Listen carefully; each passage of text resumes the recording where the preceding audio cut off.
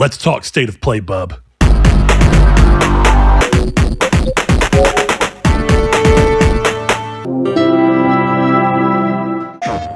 Hello and welcome to Triangle Squared, a PlayStation podcast. I'm your host, Brett Beck, and alongside me, joining me for today's episode, is the one, Mr. Chris Figs. Chris, hope you're doing well today, buddy. Oh, just dandy. How are you? Nah, you know, it's been a long day, and you know what, Chris? You probably can't necessarily tell through the camera, though you might be able to tell through my face. I'm sunburned. Oof. Yeah, I'm sunburnt, man, and you might wonder why, and you might not be wrong to assume that it's the hot, blaring Texas sun, but that would only be part of the reason I'm sunburned. The other reason is because I was basking in the sun of a state of play that Sony just came out with, which we'll talk about here soon. So if this is your first time joining us on the podcast, first and foremost, welcome. We are a gaming podcast who primarily talks about gaming through the lens of being PlayStation fans, though when we need to or where we see fit, we'll play on other consoles, which I think here lately we've kind of been, Chris and I have been bouncing around between another device, be it PC for Chris or my little AYN Thor handheld for me, and PlayStation. So we'll get to talking about what we've been playing here soon, but that's what we do with this show. You know, I think we like to consider ourselves to give, maybe not necessarily something you'll always agree with, but I think we give a fair positive leaning and negative leaning to the companies as we see fit, depending on what's going on around them. Sometimes Sony fucks up. Sometimes Sony does great. Sometimes Nintendo fucks up. Sometimes Nintendo does great, and vice across the board. So with all that said, we are going to move into what we've been playing so that we can get to the meat of this show. There will be no other news today other than us recapping what just happened with the state of play and what our thoughts are on it. And of course, the games that were shown, as that is the most important thing during a state of play. So Chris, I'm going to throw it over to you first, man. I've been seeing you play 007. That game is on my list of. I do literally have a list made up of the next like 5 games I'm playing, and I can cover that in a minute. But 007's there, so it's going to be a little bit before I get there.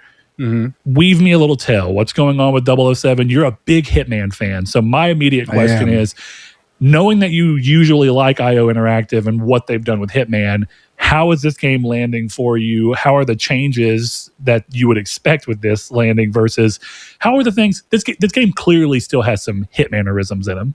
So how's that landing for you?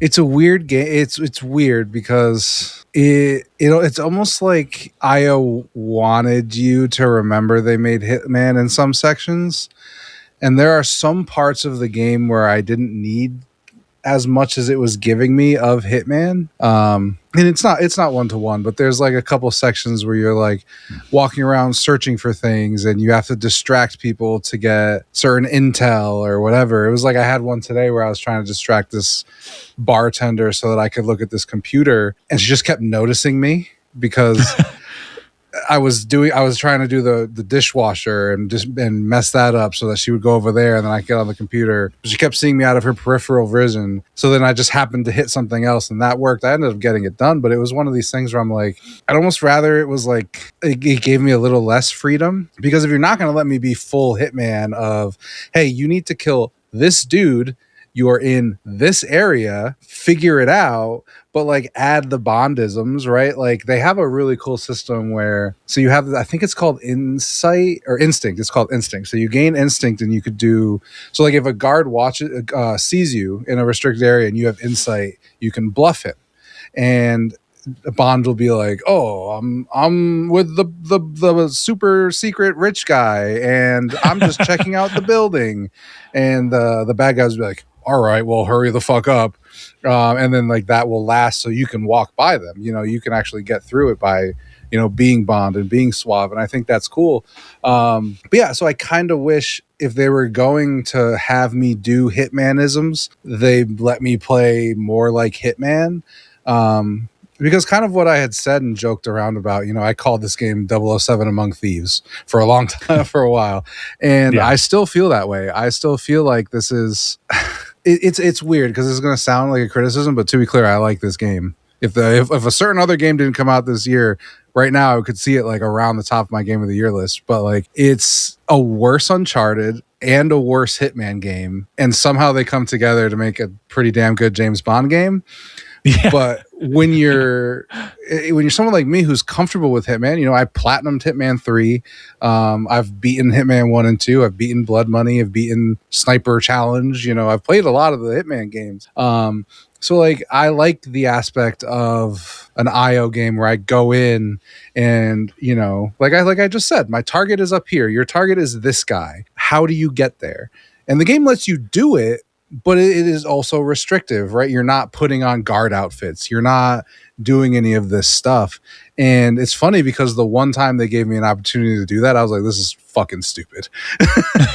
Like it doesn't feel right. No, it's not even that it doesn't feel right. It was like the execution wasn't very good because it was, first of all, Bond is dressed up in like a Hawaiian shirt and slacks. He's not holding a gun, any of that stuff. And you're infiltrating this thing. I'm not going to spoil anything, but you're infiltrating this thing. And I happened upon a beret. I put the beret on and it goes, yeah, you're good now. And I'm like, brother, I'm wearing a Hawaii. I do not look like these guys. So it was one of these things where I'm like, you try, and like I guess I should be clear, like I didn't play this section like 40 times. I got the beret and still snuck through the rest of it. It's not like I stood up and walked through, because the stealth aspect is pretty fun. But like the way the game communicated to me was that if I wanted to, I could have just stood up and walked by everybody. And I was like, that doesn't make any sense, you know? Because at least in Hitman, like it doesn't make sense in Hitman, but at least in Hitman, like you're getting fully dressed up as a security guard, and you know they can't look at your face too much if they know the staff. You know, it's like the manager knows his team, so can't sneak by him. So you know, it's funny because I think Bond does a lot of good things, but I remember saying it when we saw gameplay for Hitman on this for 007 on this very podcast. It's like, this is not the game I want from IOI. It looks great and I can't wait to play it, and I don't want it. Which so that gets interesting though, because like I get what you mean, but I think almost every dev who's been around a long time actually faces this. And this is a conversation I'm going to have a little bit of one here, but I want to put a pin in it at the end of it and kind of come back around to it when we get to talking about state of play, which is you either become a developer, and I would say you don't have to be locked into it. But their other option was just to keep making Hitman forever, which they can certainly do. But I think that generally speaking, eventually development studios like to move on for multiple reasons and tell a story in a different way with different people. And even though they have some Hitmanerisms in this, I think it's pretty interesting that like for their first non-Hitman game in who knows how long at this point, they decided to go with a character who is by all means the polar opposite of Agent 47. If you actually think about the way they go, Bond is meant to be suave and the agent's meant to kind of blend in and be, for almost lack of a better way to say it, he's meant to be emotionless. He's meant to be a player avatar in the purest way. He is there for you to project whatever the hell you want to onto, because he himself doesn't really do much besides what you tell him to do. So you were talking about this idea of like you're running through and it's easier to buy it whenever it happens in Hitman when that similar situation happens. But I think that's because Hitman is so, I don't know a better way to say this, so I'm just going to say Hitman is systemized. It's so about its systems that you buy into it being a game more than you buy into it being anything else, in my opinion. And I can say that I think pretty confidently from at least my experience, because I did play Hitman 3 and I did two or three of the levels, and the entire time I was playing it I was having a good time. But what I was getting at is, while I was having it, I wasn't like, oh, I feel like I'm watching this or this like I would expect from an Uncharted game. And it wasn't even like, oh, I'm taking on the shoes of Bond or I'm taking on the shoes of Nathan Drake.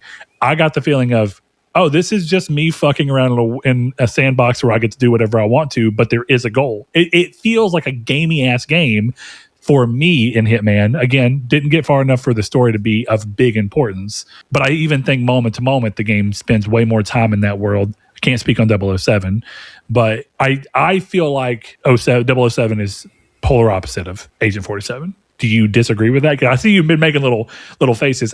The bigger point I wanted to get across is I think it's cool to have seen them decide to break off instead of just becoming a studio who could do something new, but they just keep making the same thing over and over and over again, even if they're making little twists and changes like some developers do, but it's still ultimately the same franchise. I'm glad they went way out of their, Yeah, realm. I don't know. Like, I think you're right. And like, as a marathon fan, I'm not going to say that a dev can't do what they want to do. Yeah. Well, I almost said it, but I knew that you don't always want to have people breathing down your neck about Marathon, even though you did write a review that if you're listening, you should go check out Chris's review. Appreciate that. All that said, I was going to use Bungie as a prime example of, I feel like Marathon was them breaking out of the Destiny cocoon they put themselves in for a decade. So I'll actually use Bungie and Marathon as an example, right? Whereas Marathon and Bungie are two different games, but in the end, like the main thing that I come to a Bungie game for is the best FPS feel in the industry. And don't come at me about id. The best FPS feel in the industry belongs to Bungie. It's the only reason that Destiny 2 was tolerable for me. And, that's the only reason that Marathon is as good as it is because the thing is, if it wasn't for Bungie, I'd probably still be playing Arc Raiders because at least in Arc Raiders, I have friends who are willing to play it. Not that I don't, I play with Kevin Joe every day and all that kind of stuff. But, the group of friends that I played Arc Raiders with don't play Marathon. But I think the difference for me with this game and IO and Marathon and Destiny is that this doesn't feel like, and it's not a bad thing, but it doesn't feel like what I come to IOI for, right? I come to IOI for the systems gameplay. I come to IOI for, I poisoned this guy so that this woman would walk to the grape crusher in the winery so that I could push her in and I could make her wine, right? And that doesn't feel like it translates over to Bond. Agreed. And it's not like, I don't know how to say without being insulting because like I don't dislike Bond at all. I really enjoy it. And if I ever wrote a review for it right now, I would probably give it probably the same score I gave Marathon. 4.5, by the way. But like, it doesn't, to me, it feels like Uncharted era Naughty Dog was trying to add Hitman systems into Uncharted rather than the Hitman guys were trying to add Uncharted into Hitman. Does that make sense? Yeah, that does. Yeah. And that's basically the way they approached development was different than you expected. As an IO fan, you thought it would be take what you already know about Hitman and then you add the elements from Uncharted. Rather, it seems like from the get-go, they started with the Uncharted and then also tried to work those elements in. Which, I mean, and whether or not that's actually what they did, I get the idea that sometimes that's the way it feels for you, right? Like we were talking before we started recording, just to kind of peel back the fourth wall a bit, about how I think both of us tend to be gamers who are far more, this actually may be true of our audience as a result, but I would say that we are far more involved with the way that the game as a total experience made us feel than if the fact that it ran at a slightly shoddy frame rate or with a slightly lower resolution or, you can, any other thing. Maybe the sound design wasn't the crispest in the world. And so I think we look at games that I think have traditionally kind of been kind of, at least by the review industry at the very least, like Days Gone's a great example of a game that kind of reviewed poorly, but I think we both hold it much higher than review scores would make you think that game would be held in esteem for. And I think that that's because we look at a game on the experience. So in that sense, I think that for me, as long as I play 007 and I feel like the experience as a whole works, I don't have as much IOI debt. If I'm going to, I think that may be the best way to say it. I don't know that I have as much to feel the way that you feel. I think one of the things that can happen, and maybe even what happens for some people who, like Sean, seem to be very hesitant to jump into Marathon despite loving Destiny so much, is when you spend so much time with something, some kind of product from a group, I think you pigeonhole them, kind of like how actors, get like typecast. It's like if you spend too much time with the actor as that thing, you just can't think of them as anything but that thing. And I don't think that's wrong. It's not that you do it on purpose. It's like instinct that you kind of fall towards that. So I I can see why you'd feel that way, even if it's not a legitimate negative towards the game, but rather the way it's impacting the experience that you're having in the moment, because you can feel that in the mix, whereas other people probably don't. Yeah, because I think, yeah, exactly. Like that's the thing, right? Like I can taste the well tequila in my margarita, and like that's kind of the problem, right? Is like the margarita is still very good, but I'm used to my margarita being made with top shelf tequila, and I'm getting a good margarita. I'm gonna get drunk off this margarita, but I enjoy the other margarita more from these guys, you know? For sure. I'm glad that you're enjoying it. It's on the top of my list, and I guess I'll quickly line that out because I'm playing a handful of games, but there's so many. I started to realize how many third-person shooters are really just like coming out these days, because as I was starting to make a list of all the big games that have come out this year that I really want to play, almost all of them are third-person shooters. So I'm playing Pragmata right now, and I don't want to get into that conversation just yet. I want to talk about KCD 2 before I go there. But I'm playing Pragmata right now. Then 007 is a third-person shooter. Saros is a third-person shooter. And so I'm looking through and I'm like, 3 of the big games that have come out this year that I'm excited for all share a pretty similar DNA. Now, thankfully, they are all very different takes on third-person shooting. So I think it's okay. And I don't really feel like there's going to be much of an issue there. But even with that in mind, I have a plan in place of like, I'm playing Pragmata, and after Pragmata, I'm either going to play Batman or Mixtape. I'm trying to figure out exactly which one, but it's one of those two. And then I'm going to play 007, and then I'll play whichever one I didn't play of Mixtape or Batman within there, and then I'm going to play Saros, because I feel like Saros is the most skill dependent one of them, and I also feel like if Saros is as good as Returnal's feel was for third person shooting, which was also excellent. My problems with Returnal had nothing to do with the gun feel and moment-to-moment gameplay. So if all of that is solved in Saros, I have a feeling that playing Saros ahead of those other ones could have harmed my experience with the other ones. Yeah. But before I start talking about Pragmata, I beat KCD 2, and I know that was a game that you were super excited for me to come around to. I was. And first of all, Chris, I want to thank you for pushing me onto a game that I feel pretty, I don't want to say confident, but I feel like there's a low chance I would have actually made my way around to that game. Not necessarily because I didn't have interest.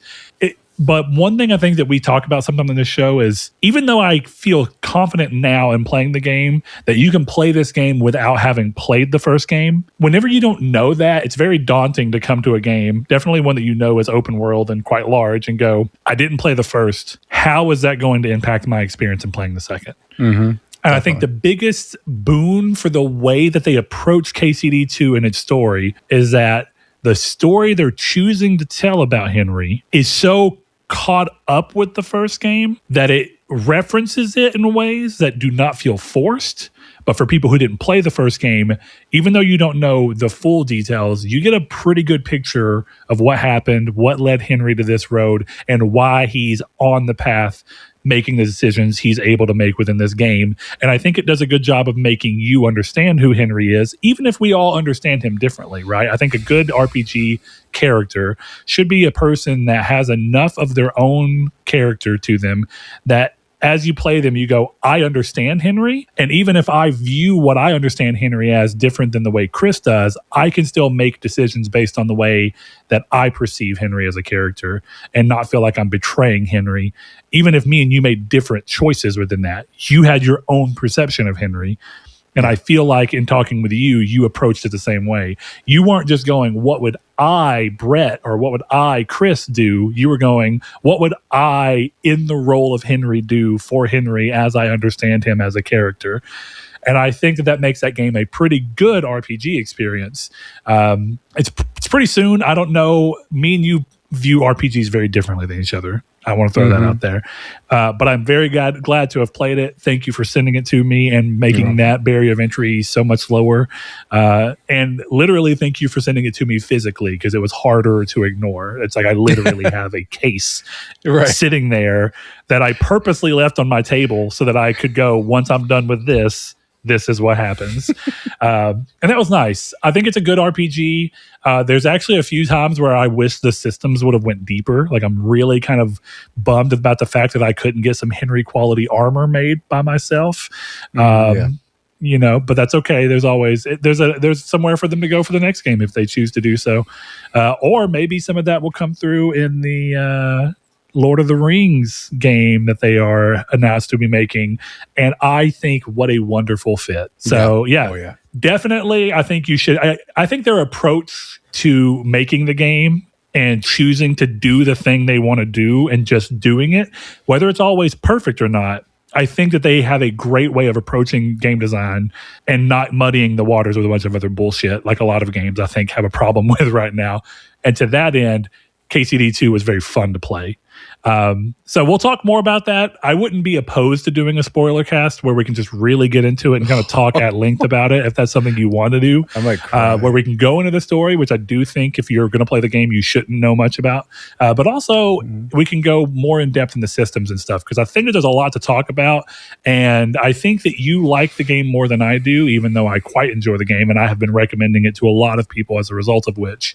But I am curious to get more in detail now that I have the needed knowledge, right? Context. To understand why it rings so well with you. Even though my current running theory is that this is just like a lot of people have. I think this was the first game like this that you played. And so therefore it's the one that you have this high on because it showed you the light of what an RPG can be. And I think a lot of people, I say this with love, there are other games that I think hit the quality, maybe even exceed the quality of this from the past that just did the same for other people. So different people have their RPG touchstone. You know what I mean? Sure, I can see that. But this one definitely has an interesting element of being historically based. And yeah, it's so cool. What a weird thing to scooch in, if you don't mind me doubling up real quick, to talking about playing Pragmata. Because now that I'm playing Pragmata, it was exactly what I needed to play post KCD2. You've played some Pragmata, so I feel good about you being able to get where I'm coming at here. KCD2 is so dense and wide, and there's so much going on, and it's so historically focused that it's really easy to get lost in the world in a different way than most games because it is fiction, but it's fiction that you can just so easily buy because it's so rooted in so many things.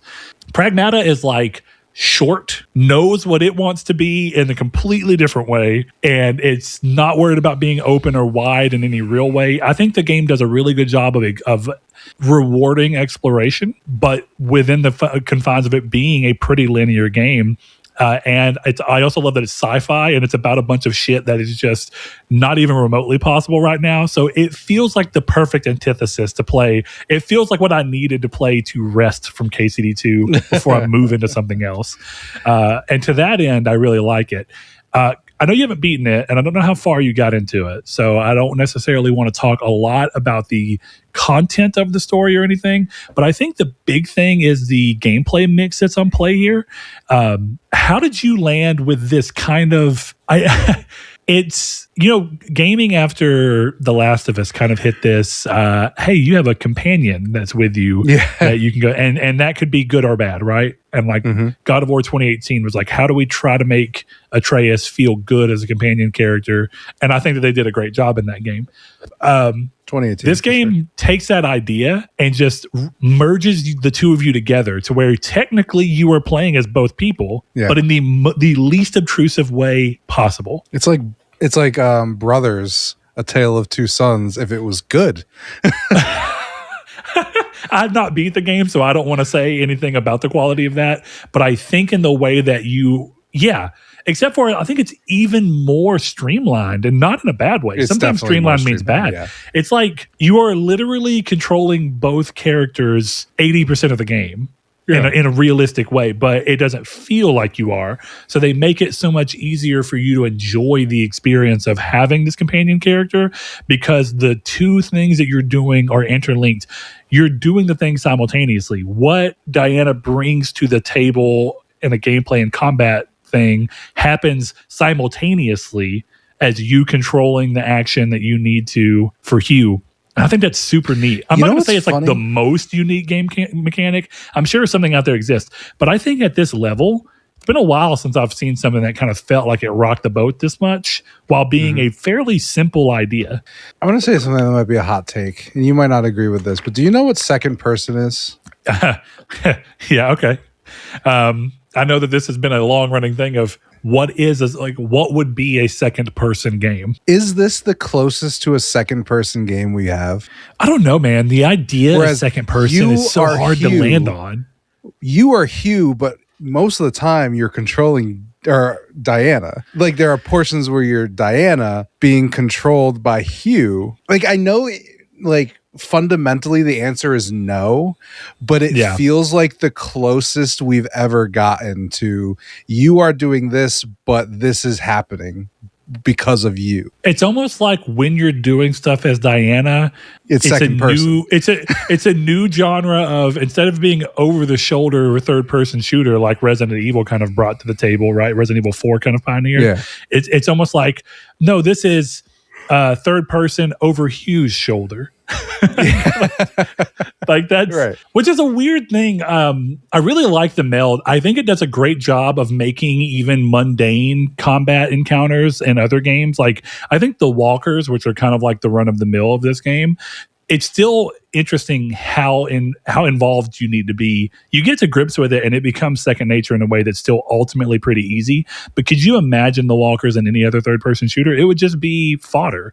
And in this game, having to kind of do I've got to do this and hack this before I can even have the opportunity to kill this gives a layer of excitement that I think most low end enemies don't get in games like this. That doesn't mean they're not fun to kill, but I think it's pretty interesting that this game, with its weakest enemies, forces you to still interact with its primary combat mechanic. And they could have easily made this a game where you only needed to do the Diana hacking for certain levels of enemies as almost like a tier, right? Like some enemies don't need it, but I like that they kind of dedicated it. Everything you fight, and again, I haven't beaten it, so maybe that changes, but right now I'm like 8 hours in, and everything you fight involves it.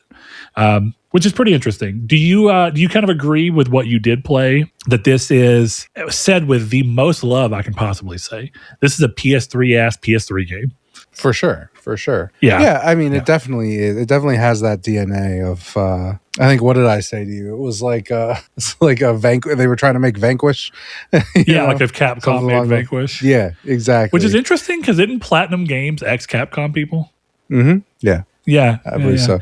I don't know. I think you're right, but I also think the game, and I so you're probably farther than me. Do you know where you have to like 3D print trees to get through? Yes. I got stuck there and I didn't play any more of it. I couldn't figure out, I might have just missed something, but I couldn't figure out where I was supposed to go to get the next level of tree. And I was just like, okay, I'm good. And I played something else. That's how fast it happens for me sometimes. But yeah, that's a shame. I liked it, so I'll go back. But yeah, so I kind of, that's, so for the context, when I say what I'm about to say, that's where I was. But it felt like the combat could never be as hard or as intense as it could be, because the game always needed to give you time to hack. That's fair. So like the walkers, like you're talking about, were very slow because you needed the time to hack. And even when there's like multiple enemies on the screen, it always felt like only one of them was really doing something at a time to give you that chance. Did you do any of the red gates? 2 of them, yeah. I think red gates are meant to be their ability to show you the game, and they get progressively harder, as you would expect. Yeah. I think red gates are meant to be the showing of, hey, this is a game not holding back. And I did one not long before the part of the game I'm at right now. That was the hardest one I've had. I failed like 6 times at it. And in the same way, because trying to juggle the enemies in this specific way was very difficult, but fun. Mm-hmm. I wasn't complaining. I was like, oh, okay, this is a challenge. I've got to do a better job of understanding my weapons and my tools at my disposal, because as much as you can also I think what's cool is that Diana's hacking also has so many extra elements that you can use to help control the situation in a specific way. And I'm not going to say this is like the most in-depth combat system, but as you keep playing, there's so many hacking nodes that if you're good, you can play through and use it as a tool to change the game. And then the weapons that you have on Hugh continue to do the same. So the more you explore and the more you can carry on, the more you can allow yourself to carry. Again, the game does a great job of rewarding exploration because you can get extra, for lack of a better word of calling them, Estus flask. I mean, that's what they are. You can get extra holsters for weapons. So like right now, I haven't gotten one for the top or bottom weapon, but for the left and right weapons, I can have 2 of each one of them equipped, which is huge because it changes. Suddenly, when you're building a loadout, you are thinking through, like, I died. I need to adjust my loadout at the shelter before I go back out to think about what it is I'm fighting. If it's a standalone boss, what good is confusing the enemy going to do?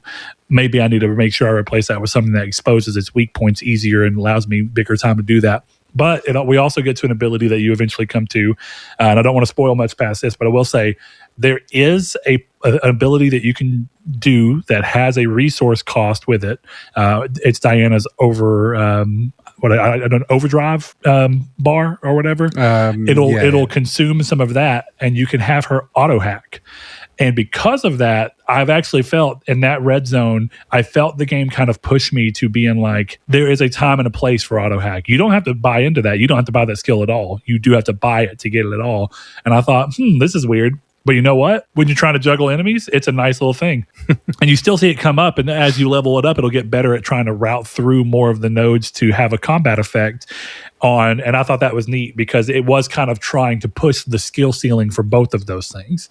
But ultimately, you still have the most control on what you have happen and how it has happened if you do it manually. I'm quite loving the game. The only thing, it's not even like a huge complaint.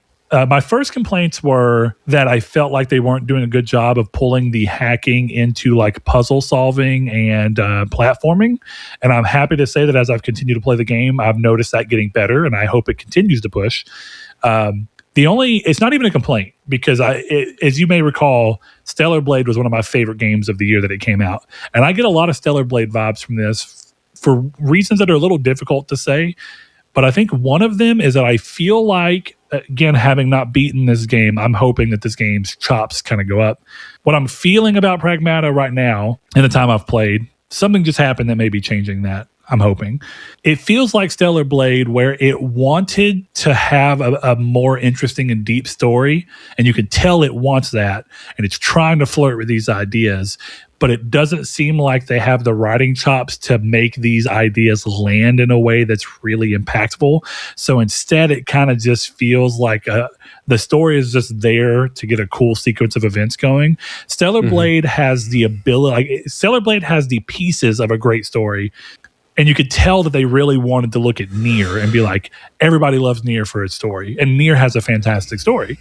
But it felt like they did not know how to deftly handle the pieces in order to give you that payoff. And so they just kind of borrowed little pieces and clung them together to where you're like, this is a collage of a wish they could be Nier. This is like Nier Temu edition. And that's not a hit because Stellar Blade's fucking fun. And it's got a really interesting world. And even though the characters... the writing for them aren't necessarily great, I still think the world and the lore are interesting. And so I had a great time platinuming that game. Much like in this game, up so far, they have these little moments where I'm like, I think they're trying to do something with Diana and Hugh here. And I'm really hoping that they actually can land it. But I say this as we also know that Capcom makes Resident Evil. I think I had a blast with Resident Evil 8. To say Resident Evil 8 has a great story is laughable. I mean that wholeheartedly. And I don't even mean that to shit on Resident Evil 8. I can't really think of a Resident Evil game that I think has a great story. I think they have interesting stories for the world and the characters of which they are, but they are focused on being fun games first, and so is Pragmata. And that's not a hit. I'm having so much fun that if I feel the same way I felt about Stellar Blade by the end of this, I am happy. Not a hit at all.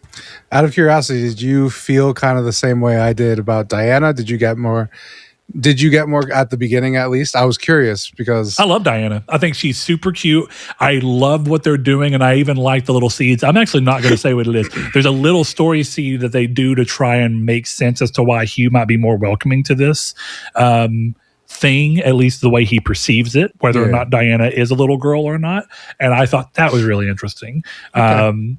So I'm having a great time. I think Diana, I hope they are able to pull off, because I think that there's clearly something going on here with them wanting to toy around with what does it mean to live, and what does it mean to be alive, and what does it mean to have a life that's valued in the same way that we tend to value human lives. And one of the Nier series and the Drakengard series, one of their biggest things is about playing around with that idea and flipping your notions of various things. I don't think this game's going for that, but I think this game is trying to have kind of a maybe a Detroit Become Human or Nex Machina level of, you may know that this thing's a robot, but we're wanting to play with whether or not these things deserve to be treated a certain way, because who is allowed to say what is and isn't life? Like, we don't fully understand consciousness, so I don't think we can ever fully understand what makes something truly conscious. I think we have ideas, and we have, sometimes I think people are quick to say like, oh, I'm a vegetarian. Well, I don't know that we can confidently say that we don't know that the plants aren't in agony as we do the things that we do in order to do them. We have no reason to believe that they are right now, but we also don't have a very strong grasp on a lot of things. So I like that using that same kind of ideology, you could look and go, well, this is just a robot girl. But you can also go, well, yeah, but what is being alive if not experiences compounding on top of each other and you using that to move through the world in new ways? And I think that Diana is showing that really well within the confines of the story. So yeah, I'm hoping the story goes above and beyond and really lands for me. But even if it doesn't, this is a great game, and I'm not at all sad to be playing it. And I think it's doing more. I really don't want to sound like I'm being mean to Resident Evil 8. I'm not. But I think Resident Evil 8's story is literally just what it needs to have a compelling campaign of events. Yeah, Resident Evil's story for me is not, the individual game stories are not particularly good. It's the world that it built. The whole story of Resident Evil is good. Yeah, it's like, but Resident Evil 8 does not have the a good lore. Story. You know what I mean? It's a good part of the Resident Evil story. Yeah, it's hard to describe, but I would say the same. Like 7's my favorite Resident Evil game, and 8 actually maybe. I have more to play. I have 4 remake and 9, but 7 for a long time has been my favorite. And I don't think 7 has a great story either, but it's interesting. And what they do with the story works. Resident Evil is basically a syndicated television show in a way, where it's like none of the episodes in and of themselves are particularly great stories. But by the end of the season of House, the overarching story that happened in 2-minute sections works out. Yeah, that's a good way of saying it. Yeah, because exactly to your point, once I beat it, I was like, well, this is kind of cool how this ties into everything else. Yep, exactly. Yeah, and I was like, this is cool. And like those little moments, I don't want to say too much for anyone who hasn't played 8, but there's like little moments at the end of the game that tie to other things. And I was like, this is crazy. This is really cool. But it's not because it was a well-written story. It was just like you said, the way that everything else came together worked. And it didn't need to be great. It needed to work. Yeah. Exactly. Yeah. So, Chris, what's your other games? You got one more, or what you got? I mean, just quick. I've played. So, Marathon's season 1 ended on Tuesday, I believe, the 1st. It was a very melancholic marathon session. It was fun. So remind me, does this game do every season's 3 months, every 3 months, forced wipe? Yep. Okay. It was fun. It brought like a sense of like I think the text that I sent to the, Joe and Kev was like, well, today's the day to lose everything at the Lose Everything Factory. Let's go, boys. And it was a lot of fun. And it was, it was fun because like none of us really cared, we were playing to enjoy it. Right. So like we were all like, we were talking shit with the other team. And then there was one point where these guys are like, oh yeah, fuck you. Like, we don't care either. So then we ended up fighting, and then I'm executing the guy in proc stat. I'm just like, see you in season 2, bitch. And then they just stab them and they die. So it was a lot of fun. It was cool, like seeing people who were like, I want to do this before season 1 ends. So like we were running, Cryo Archive a bunch, which is the big like hardcore map. And it got to a point where like so it's funny because this started with me talking shit as it does with me. But like the guy up there was like King George, and I just walk into the room and start shooting. I go, "How's your nephew, King George? How's the island for him?" You know, like talking shit about, you know, Prince Andrew being in the Epstein files. Really great stuff. And so yeah, I just so we're just all talking shit, and these guys go, "It's the last day. We just want to get through cryo. We can all leave together. Fuck you guys." And then Joe shoots them, and they're like, "Stop shooting. We just want to do this." We're like, "All right." So then we joined with them, and then as we're moving through cryo, it was the whole cryo lobby. We ended up just walking through this whole place together, like just looting, having a good time. And then with cryo, as it is, you don't see the exfils on the map, so you have to go to this certain place, hack that thing with enough security. It's complicated, but basically we couldn't find an exfil. So it was like all like, what is it? 16 of us were just like talking, like we're singing Kumbaya. And then like right as the exfil goes, we're like, all right, so we're all going to kill each other now. We went, yep. And it just all popped off. Everyone's dropping claymores, throwing grenades. It was a lot of fun to see. But then, yeah, so the next day, season 2 started, and it was like 1:00, and I like wake up and I'm like really antsy about it. I'm like, I'm going for a fucking walk. I'm not even going to play anything. I'm just going to wait until 1:00. So I was off that day. And yeah, the servers broke for the entire day. It didn't come back until 1 a.m. So it was crazy that it's one of those things like, it's really sad that it happened as a marathon fan, because I'm like, this was your time, bro. You fucked this up. How do you fuck this up? But as somebody who's been playing Destiny or Bungie games for 30 years, they always fuck this up. So, unfortunately, that is. Yeah, I'm like, this isn't even been the case more often than not. Yeah. Yeah. So it's just like, especially this one, like you needed it to go well. You know, you needed like after that state of play for people to hop on, and you needed that. And I will say, like, the numbers are doing fine, like all that kind of stuff. Like, I'm not a Steam chart watcher guy. I have a life and a family who loves me. But if that's something that you decide to do in your spare time is watch the Steam charts, the numbers are great right now. They're doing fine, but it is the free weekend. And it's a little sad that the first day of the free weekend, which is some people's make or break, like I'm giving it a shot, doesn't work. And it's too bad because it's one of the cooler updates. Like all the new systems are really fun. Like I really like the cradle, which is like it's like another progression track. So you'll get level ups and you can get like, it's like, I think it's strength, endurance, agility. It's like the special screen in Fallout. It's basically that, and then you're putting points that you earn throughout the game. So doing contracts, sacrificing some of the stuff in your vault to get this XP. So it's all of those things that all kind of build into the gel of the cradle, and then you level up and do all that stuff. And that's really cool. But dude, the coolest part is like, it sounds really lame to be like, oh yeah, the new map is just this one at night. But dude, that one, Dire Marsh at night, is fucking sick, bro. It's terrifying, first of all, because they've added like, so in Dire Marsh there's this thing called the anomaly. It's like this big, like it almost looks like the northern lights coming out of the ground.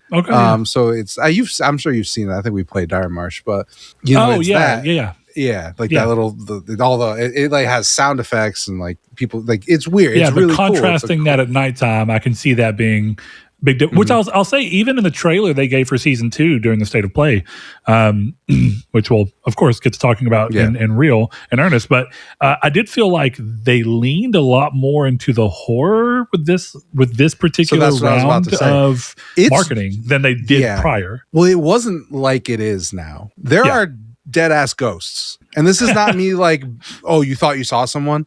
Like you'll be running through and you'll like, it happened to me. I was killing a bunch of USCs, and then I saw what I thought was a runner like run across, like I was down a hallway and they basically ran to the other side of the room. Then I go into the room there's nothing fucking there. I'm like, okay, that was creepy. And then it happened a couple more times. They've added like not even like jump scares to this game. Like they have the TVs around the buildings, and like you'll be walking through, and then it'll just like flash on, and like something. It's like it's terrifying. It scared the shit out of me multiple times. That's interesting. But then we've had a couple of times where like I'm like crouch walking. I was like crouch walking through water, and like footsteps in the water started coming at me, and then stopped right in front of me. And I'm like, dude, this is fucking creepy. You know?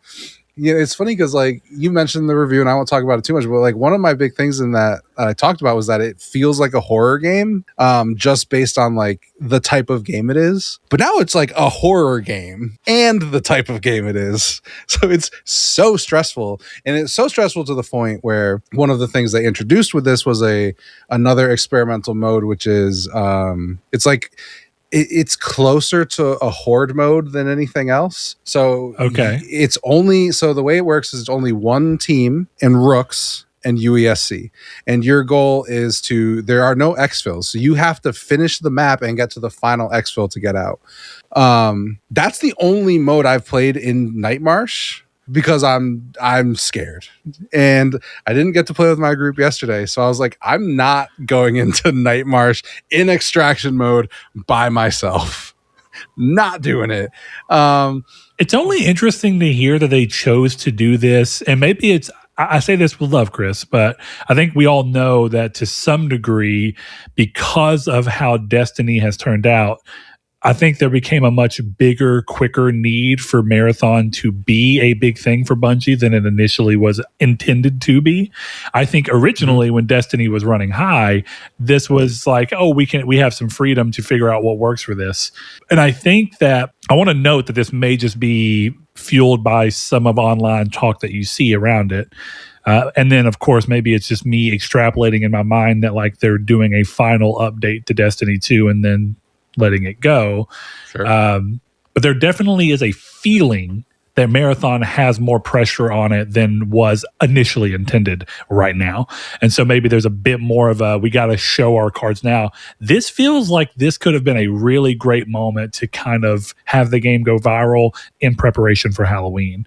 Mm-hmm. Because it's like one of those timely things where everybody'd be in the spooky mood, and then you'd be like, oh, look at this. And then it would probably go viral as a result, and kind of have these maybe new people flocking to it. And maybe they just couldn't wait until October, or even if you want to say September. No, I would. So I guess I wouldn't necessarily disagree with you in premise, but it didn't. The night stuff had nothing to do with Destiny. Because the Night Marsh was announced before. Sure, I mean that makes sense too. It was announced before again, launch, so fair enough. But I mean everything else around it, like the ghosts and the footsteps, and for sure. You know, that, and I know that some of that plays around nighttime, but you know, I would have almost moved around their release schedule so that you got like, oh, here's the new map on another wing of the Marathon ship, whatever.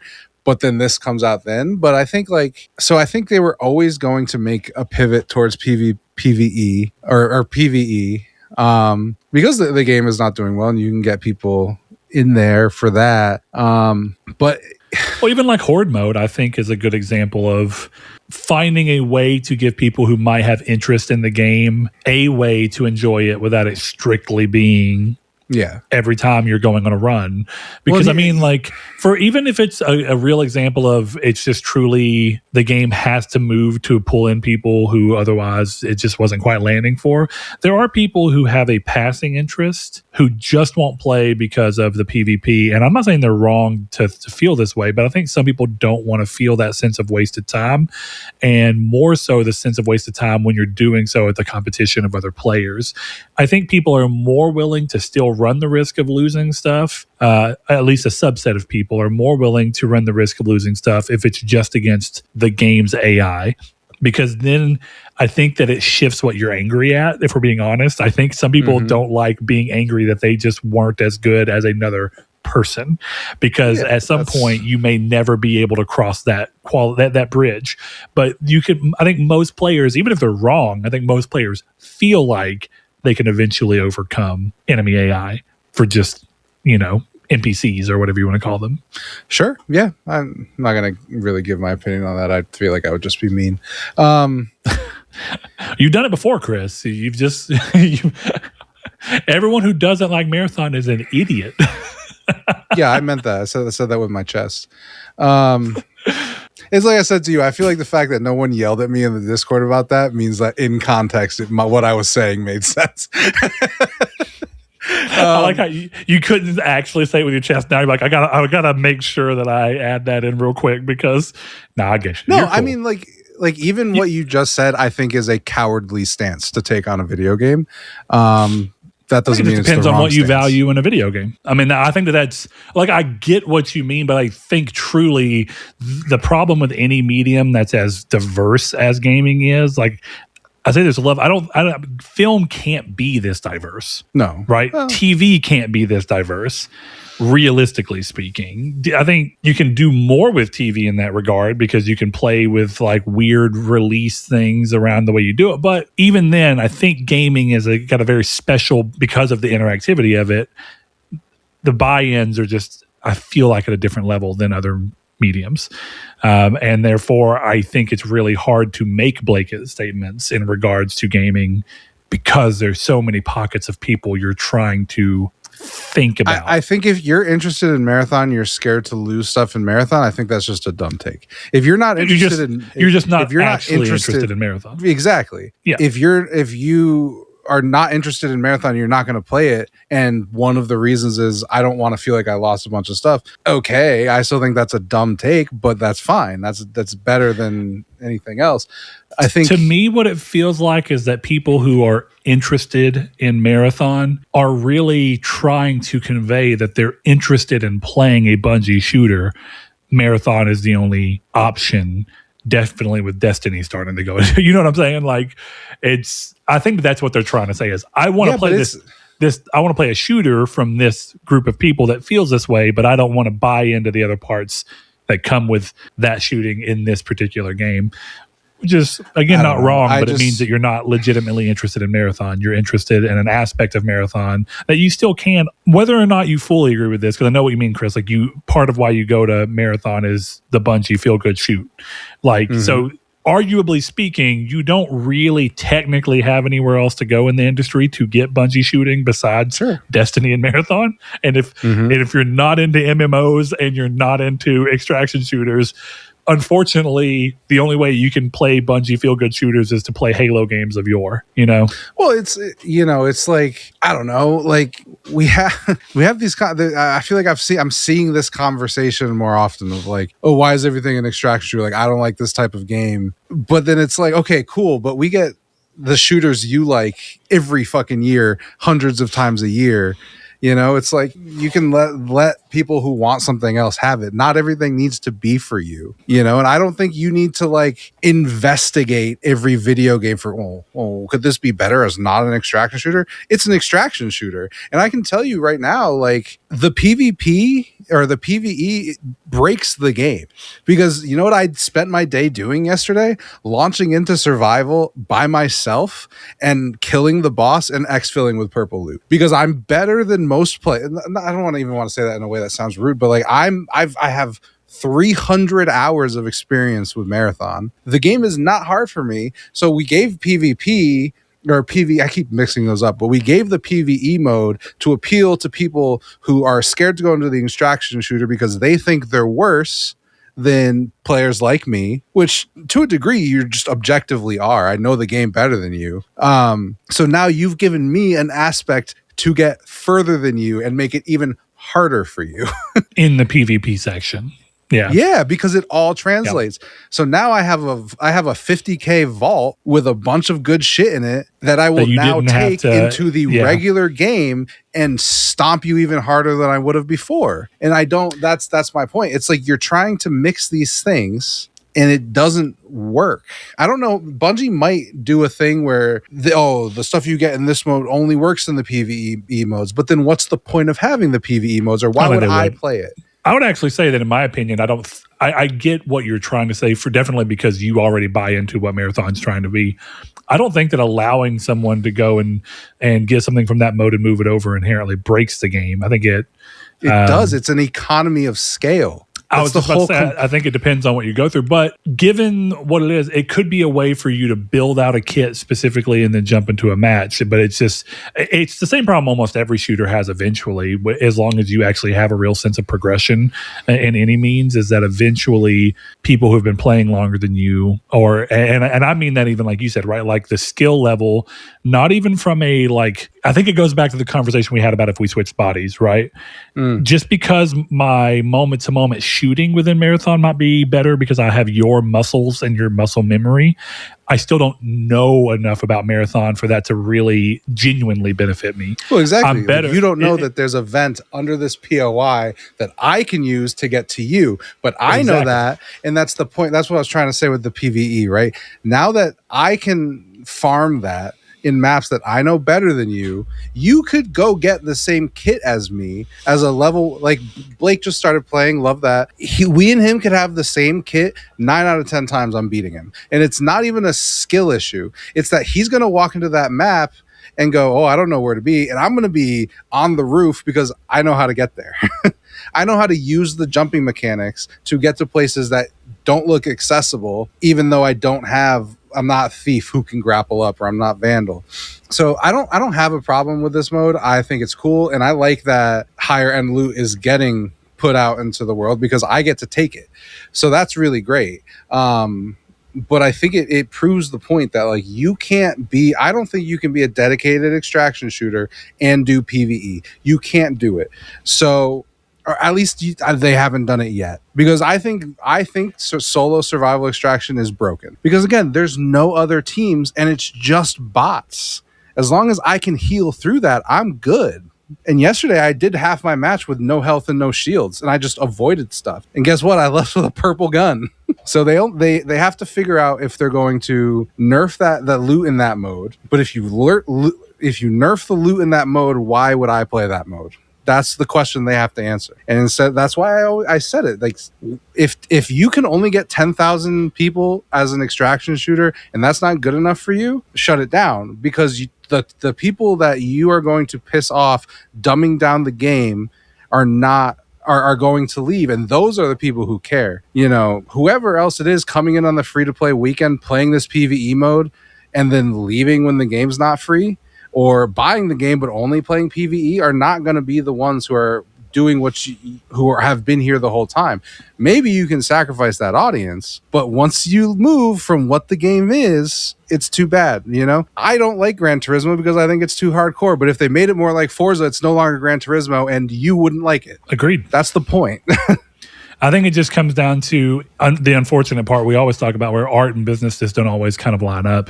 And it might be that the extraction shooter at the quality level that Marathon hits, the cost that it takes to do that and maintain it can't be, and I'm not saying this is true, but if it becomes possible that it can't be maintained with the small group of people who actually just do like it as the way that is, usually what I would say is, agree with you, shut it down and then have somebody make a cheaper version that does that. But I think the problem is most of what you love about Marathon comes from the fact that its production is what it is. And it may just be that at the quality level that's there, you can't really have that at scale as something that's sustainable in the market because not enough people are for it.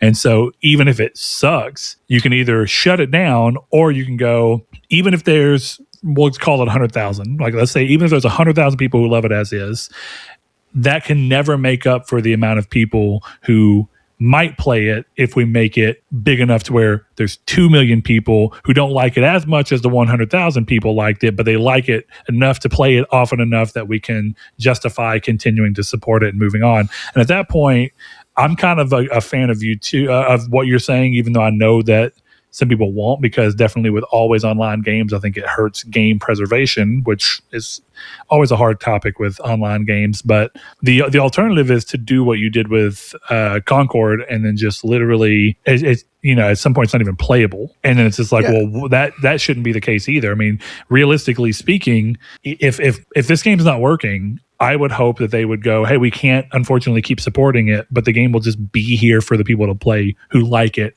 in its current form to play for as long as they still find it enjoyable in its current form.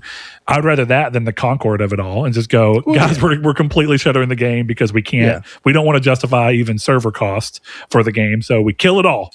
Like, I don't want that either. Well, they can write off Concord. They couldn't write off Marathon. Sure. But even at that point, I mean, you still deal with the fact that there are people who liked Concord enough who still want to play it, who have to go through crazy extremes to be able to play it right now. And that's I don't know if that version that people managed to get back online is still going or not.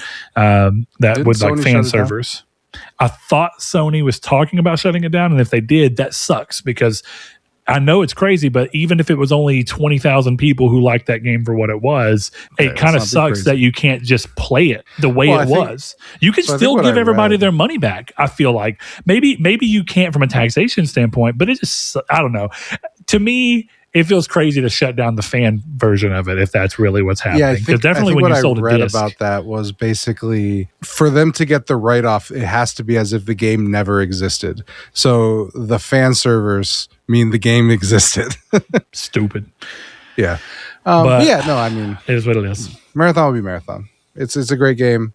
I would rather see, I know it sounds shitty, I would rather see the game go away than become another generic shooter that does nothing special. Because my thing is, and I'm just using him as an example, we haven't had a conversation, but like someone like Ryan, who can't for the life of him figure out why extraction shooters are fun, totally fine. He's not going to play Marathon because it got PvE. So who are you appealing to? I think it's also, it's really hard to I'm not saying it's impossible, but it's very difficult to change the initial opinions that people form about a game. So again, using somebody like Ryan as an example, I wouldn't put it past a lot of people who have made their mind up about what Marathon is, and that even if they're interested in aspects of it, they're not going to play it.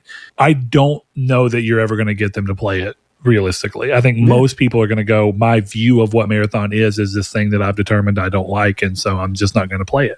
And I know because I'm like that. Like, you know, I'm struggling really hard. My brother's talking about how he's loving Starfield, and I'm like, man, that's awesome. But I feel like I have a really difficult time believing that there's a world in which Bethesda updated all of the things I don't like about the way they designed Starfield. It's not impossible. And I might be wrong, even with all the information I have about Starfield that has led me to feeling this way. Not to say it's a bad game, but to say that I don't think it's going to do the things I want Bethesda games to usually do for me. I might one of these days fuck around, play Starfield, and go, this is actually pretty good. It is 100% possible, but I can also feel that there's, because of my initial feelings about it being kind of, when they were showing it, I was like, this doesn't feel right. And then seeing other people play it and being like, ugh, none of this has the characteristics of a Bethesda game I usually like. Then I just kind of hit this point where it's very hard for me to get over that sense of I'm not going to like it to even give it the chance. It's not impossible. You've done it a few times with games that you didn't like, but it's hard. And most players don't do that. And the real reason is because most players don't have the time to do that, because if you don't like Marathon and don't give a shit about it, something else you are interested in is right around the corner, because there's a lot of fucking games coming out all the time. So all that to be said, I'm going to quickly run through Voice of Cards, and then we can talk about the state of play. I started playing the Voice of Cards, The Isle Dragon Roars. Now, this is a game that came out. It's a Yoko Taro game, and he's the director behind Nier Automata, Drakengard series.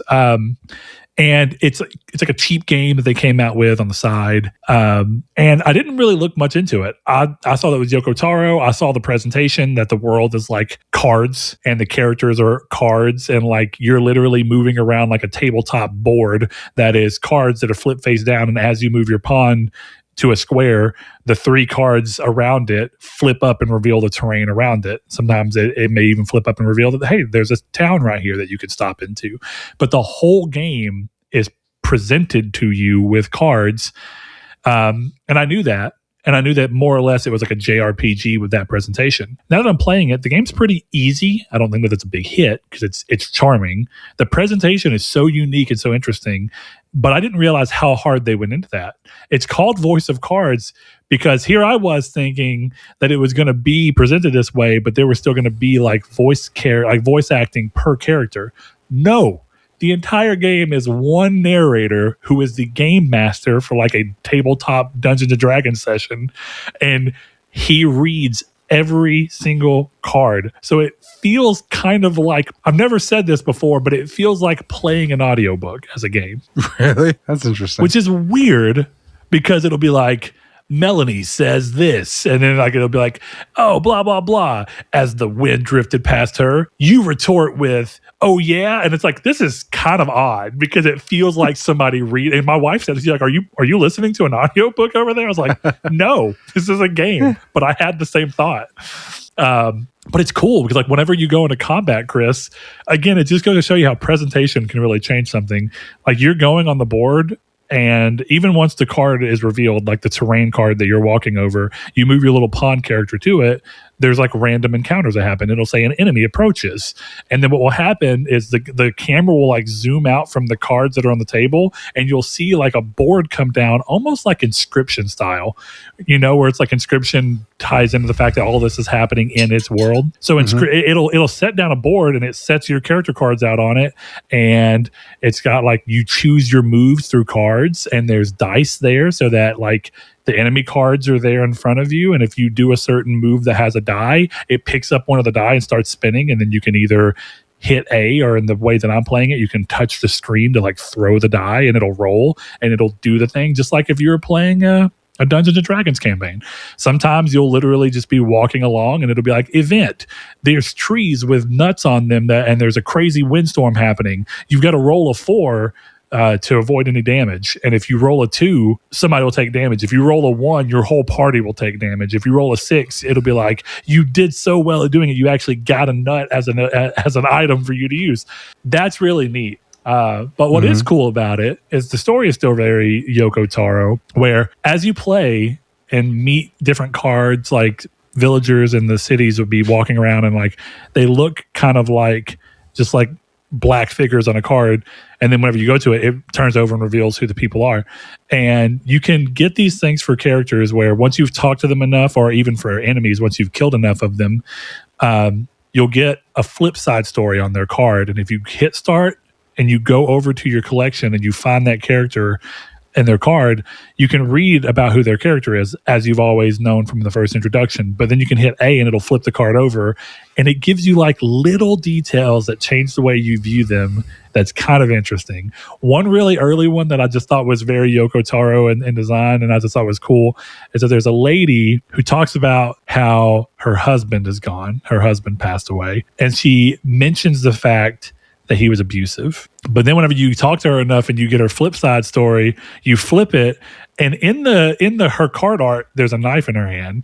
And even though she's super cool, you do the flip of the flip story for her, and it's like her husband beat her like every night, and after 30 years, he suddenly came up missing. But and she's like a baker, and it's like, and meat's been more readily on the menu ever since then. And I'm like, that's a cool little, like, if you choose to dig in, there's an extra story moment for you in there that kind of is dark, which is what Yoko Taro's stories tend to do. And I thought that was neat. So I don't know if it's a game for you, but at the same time, I am very much into what it is right now. They came out with 3 of these in like 3 months apart from each other.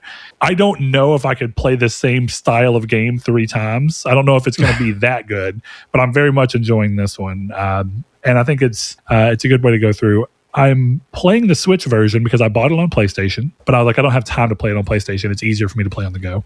So then I bought the Android version because there's an Android port. And I thought, great, I'll just play that on this handheld. The Android port does the Diablo 3 shit, where even though all other versions of the game that came out before the Android port have controls, like controller support, the Android version fucking does not. So this handheld I couldn't use the buttons, and the top screen, I was having to touch everything. I was like, this is so uncomfortable to play. So I went and downloaded the Switch version of the game because I'm like, fuck y'all, I bought this game twice. I'll download the Switch version and emulate it for free, and fuck you. And that's what I'm doing. I'm playing the Switch version, which also has all the touchscreen controls. So on the few times where it feels more appropriate, like whenever a die comes up on screen, I'll just flick the die and roll it because that feels fun. Nice. But that's my little diatribe about Voice of Cards. I'm having a good time with it. And it's kind of like my floater game between all the PlayStation games. It's the thing I'm playing in the background, and probably will be playing for at least a couple of these games before I move on to something else on the handheld. And I'm having a good time with it. So, Chris, that's it, man. I I think it's time we scooch over into State of Play and kind of get rocking with what Sony wanted to, relieve themselves of. They've been holding all these secrets in. They wanted to show you about them, Mm-hmm. So before we do that, brief reminder that you can support the show by going to patreon.com/Nartech and giving as little as $1 per month to support us so that we can keep the show running without having to dig into our own pockets. We thank every one of you that do so. If you want to support the show without having to dig into your pockets, one other thing you can do is if you're watching on YouTube, like the video. If you're there, comment, even if it's a small comment about how you enjoy the show. All those things help the algorithm and push us forward. If you're on podcast services, you can do all the same things. All right, Chris, we have got a State of Play that Sony decided to grace us with. And you know how we usually kind of run through this is kind of just a feel of what we thought of course, the event as a whole. But then, of course, we can get a little bit more into the games that were shown, which, of course, kind of fuel the way we felt about the show. So I kind of want to start with, what was your feel? Because I think this is something we've been kind of trying to get a feel on, as I think Sony's also been trying to get a feel on what they want State of Play to be. But I do feel like the last couple of them have had a pretty strong through line, and I think that they've landed on what they want them to be like. Would you agree with that? Yes, but also I don't feel like Sony's consistent with what they're supposed to feel like. How so? I don't know. I feel like I don't know, because I feel like they wanted State of Play to be like, oh, it could be a showcase, or it could be like a 30-minute showcase of God of War, or it could be, hey, we're just getting a bunch of indies out of the way. But I feel like the problem is the problem this show ran into is like they were treating a State of Play with like what we'd expect from a showcase. And so there's no true expectation of how big can I expect this to be, which I think the problem is still with internet hype. It's not even necessarily with Sony. So when there's no true differentiation between like a showcase or a deep dive or a developer direct like Xbox does or any of that, I feel like you still run into problems. I do think Sony internally probably knows that where they want State of Play to be, which is kind of a malleable can be anything show. But I think when they want to do something bigger and special, I feel like they should differentiate it, because I feel like people let themselves go crazy because a State of Play can be anything from, like I said, a dev direct to an E3 level showcase. So I don't know. I don't completely agree. I've thought, and I think we haven't said this out loud so much as I think we've kind of pointed to it over time.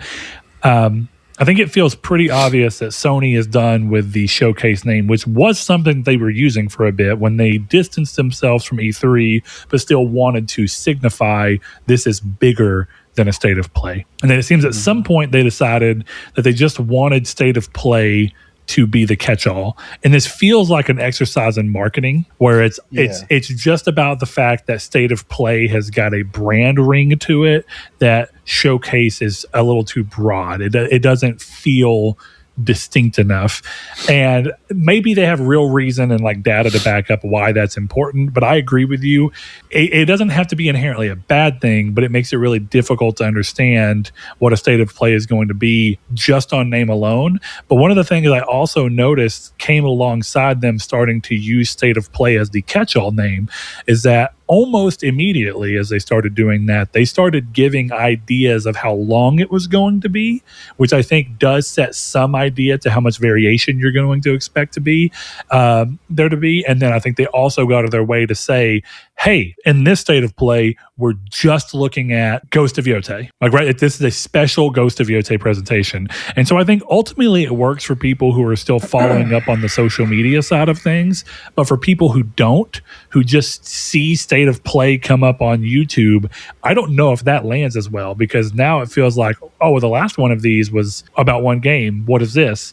But at the same time, how much of the audience do you really think that's watching State of Play? This is a genuine question. How much of them are people who know the State of Play is happening because they follow Sony on socials versus how many do you think it's just, we had this conversation not long ago, but the more casual side of the market who just go, Oh, I follow PlayStation, and on YouTube, YouTube knows I like PlayStation to some degree, and so State of Play just popped up, and I go, "Oh, cool! They're showing me something new." How many people do you think are in the know versus out of the know? And at that point, does that mean that the State of Play branding doesn't really matter as much as we feel like, just because we used to have that showcase word that felt bigger?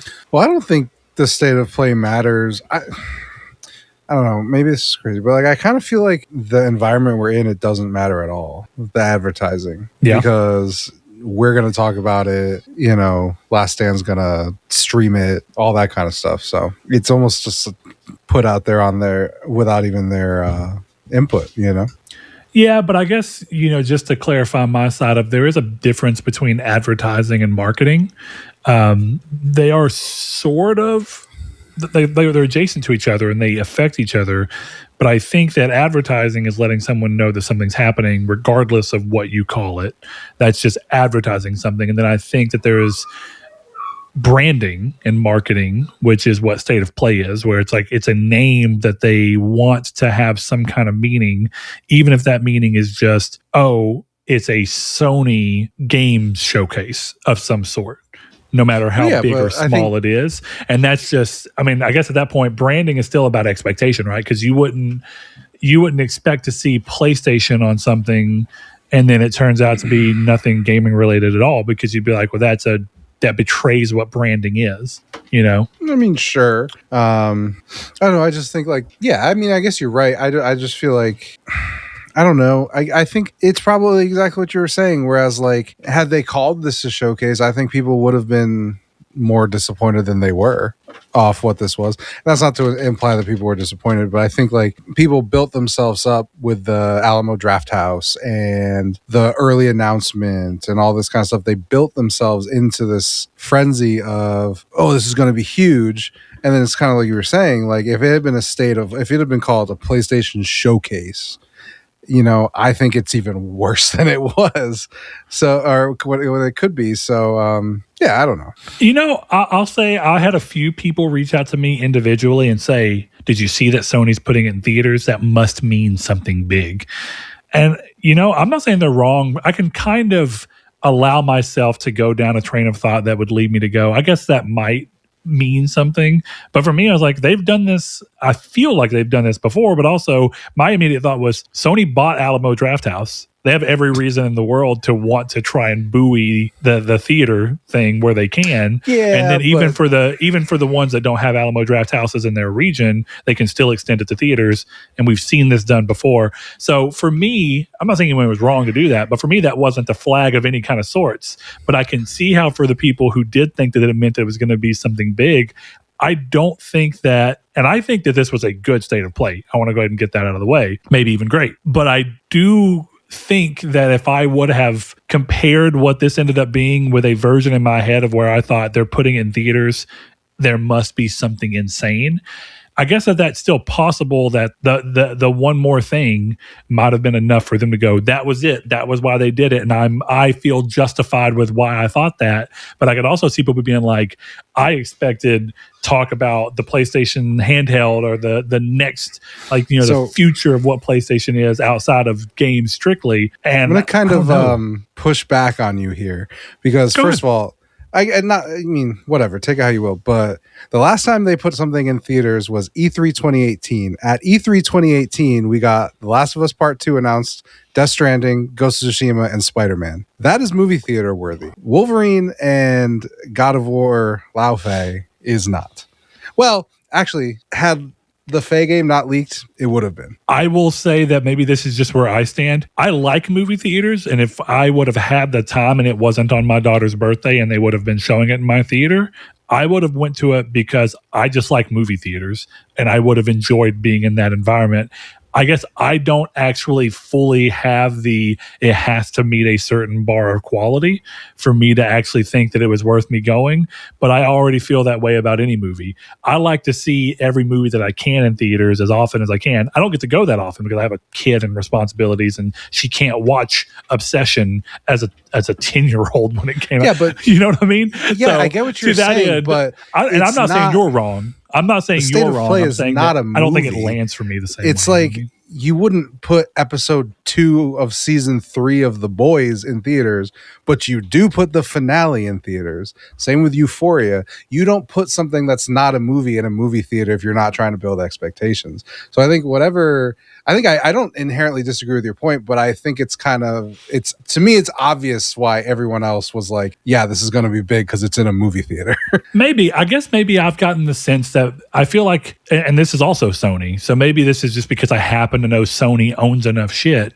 Sony's over a lot of anime at this point because of all the different acquisitions they've done in anime, and they have been going out of their way. Like they showed the first couple of episodes of, I think it was literally the first 2 episodes of the newest Dan season in theater. I don't think that that's actually that big of a deal in my opinion, but I also don't care about the show. But even if I did, I can't. There's no show where that they like. I would happily if they were like, hey, the first 2 episodes of Spider Noir are in theater. I wouldn't be like, that means it's something crazy good. I'd just be like, oh, cool. I like watching things like that in the theater. I know that's a me. I'm just saying that I think maybe I'm numbed to it feeling like a big thing because I don't think Dan to Dan's certainly not on the scale of PlayStation, and yet that happened at my theater, and PlayStation didn't. There was no way for me to watch the PlayStation thing at my local theater that I'm aware of. But I was aware of Dan, a show I don't even watch or care about being in our theater. So maybe that's it. Maybe to me that movie theaters since COVID have tried to pivot to any way that they can get the people who are frenzied enough about any particular topic into a theater, or just give reasons for people who like being at the theater to go more often anyway. So for me, I think it felt like that. It didn't feel like it had to meet an expectation. Yeah, sure. Huh. Interesting. I think this might be the time where if you asked, am I the only one? People would say yes. Maybe. I think this is literally the only time ever that is the case. Strictly based off what I just said, like E3 2018 was the last time. This was the first time in 8 years they've done something like this. And I don't know when they bought out not Sony. I don't know if it was maybe PlayStation, but not Sony. Well, I'm not talking about Sony. I'm talking about PlayStation. Dividing. Fair enough. I'm not talking about Microsoft's military technology stuff when we're like, oh, they put a Xbox showcase in theaters. That's crazy. Come on. We're talking about PlayStation. PlayStation, the only time they've done that was E3 2018 when they announced 4 extremely heavy hitters. So pedantic or what, I think it's objective that like it implies something crazy. And I think again, if the Faye game doesn't leak, 20 minutes of Wolverine and then a surprise new God of War game is probably theater worthy, but it wasn't a surprise. But I guess the problem I have, and maybe the problem's not the right word, but the thing that does for me is mentally that tells me that everything that hits the theaters has to have this certain level of wow. And I'm gonna be honest that I think 90% of horror movies aren't like movies are not like showcases for PlayStation games, dude. It's not the same. But it's still about the aspect of being in a theater. It clearly means that it implies something that's larger. And Mighty Ducks 3 was not in theaters for a reason. Like, not every movie goes to theaters either. But this is a PlayStation showcase, not Obsession. Bad example, Obsession. But Obsession is a good. It was a low budget movie that didn't have to go to theaters, and I don't know. Clearly, I think very differently about this, but that's okay. I don't really mind. You're like me trying to come up with criticisms for marathons, so my review sounds unbiased. Maybe, but I can tell you that there's a message from Velvet Thunder that I can reference to you very quickly, where he was like, "Do you think Sony's doing something big?" And I was like, no. And like not in like but in like a no. I mean, the only thing that if I was really going to try and tack some level of wow expectation to why it being in theaters would have to be a big deal, the only possible thing that they could have been doing that it being in theaters would have been important for, in my opinion, would have been like we're revealing the PlayStation 6, which I knew wasn't happening. So for me, I was like, that's about the craziest thing that they could do if you want to imply that it being in theater means it has to be something big. All right. Hell yeah, brother. I'm not going to say I could be wrong, but I could see why people may not agree with that. But let's scooch over to Chris. So we started earlier in this talking about how sometimes it's not about the all the individual components and where one weak spot might be, but rather the experience as a whole, right? As we were talking about before we started recording. Use that here.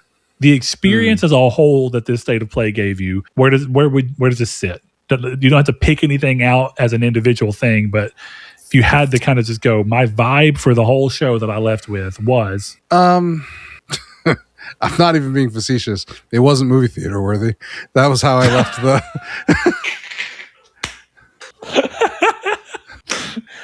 Okay, and now let's start qualifying that statement.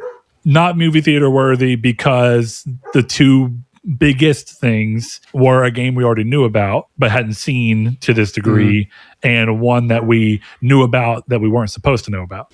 Yeah. I think for me, even in that calculation, is like, if I wanted to go to this, I would have had to drive to Boston, which is 2 hours away. So just finishing that and being like, if I'd driven to Boston, I would have been so mad. No, that's different. I agree with you there.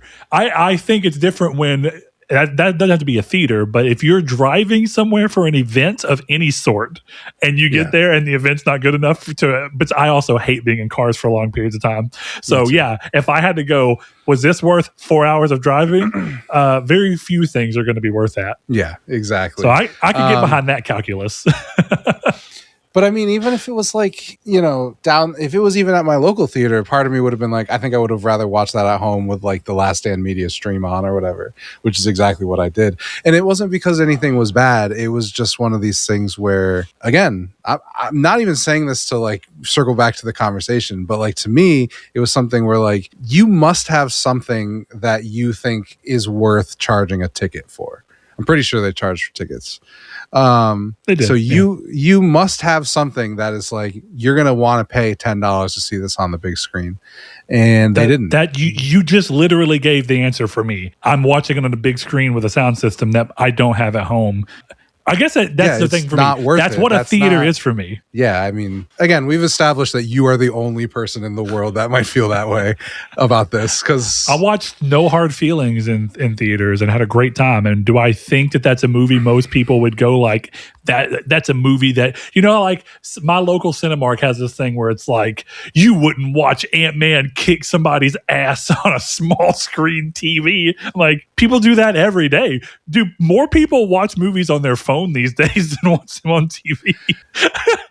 So Brett, it's a crazy take. We don't need to keep justifying it, but like, it's an insane take. Everyone disagrees with you. Journalists disagree with you. Everyone thinks you're wrong about this. Please comment. It all goes back to the fact that I'm trying to kill the algorithm here. Comment what you think, and if I'm crazy, let me know. Don't crazy in the comments. Don't you dare go to the Discord and tell me. You comment on the YouTube video and say it with your chest, like Chris did about his marathon opinion. Don't forget to like the video as well. So like my thing was like, there was nothing bad. Actually, I think every game looked great, including ones like I know I won't play a ton of. I thought they looked good. Actually, there was one I didn't think looked very good, but I think that was more the trailer's fault than the game's fault. But for me, it was just, I watched it with higher expectations because for reasons outside of my purview, I expected much more from this. Expectations were set by certain things that Sony decided to do that they don't do very often. So I expected to see something more than what I saw, and I think what I saw was a very good state of play. They put it in a fucking movie theater. I expected more than this.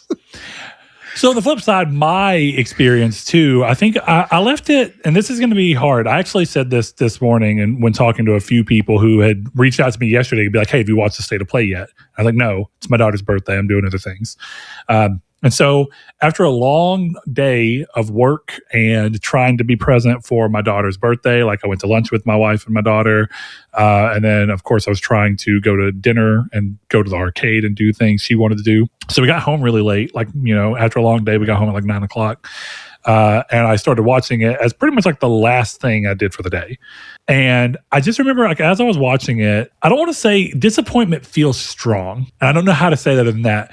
I think as I was watching, I was like, this was a good showcase. Much like you, I was like, every game shown I thought looked good, even if it was a game I don't give a shit. Like, I don't give a shit about Marvel Tokon. It looks awesome, all the same. And that was the game I was talking about. Yeah. Yeah, even like when they first announced it, I was like, this game is not for me. This is super fucking cool. Like, this is a big reveal, even if I know I don't give a shit about the game. Like, to the point where like I will probably literally never boot it up. That's how little I care about it. It looks fucking sick. And for people who like that shit, I'm so stoked for you, because I'm even like, goddamn, that's really cool.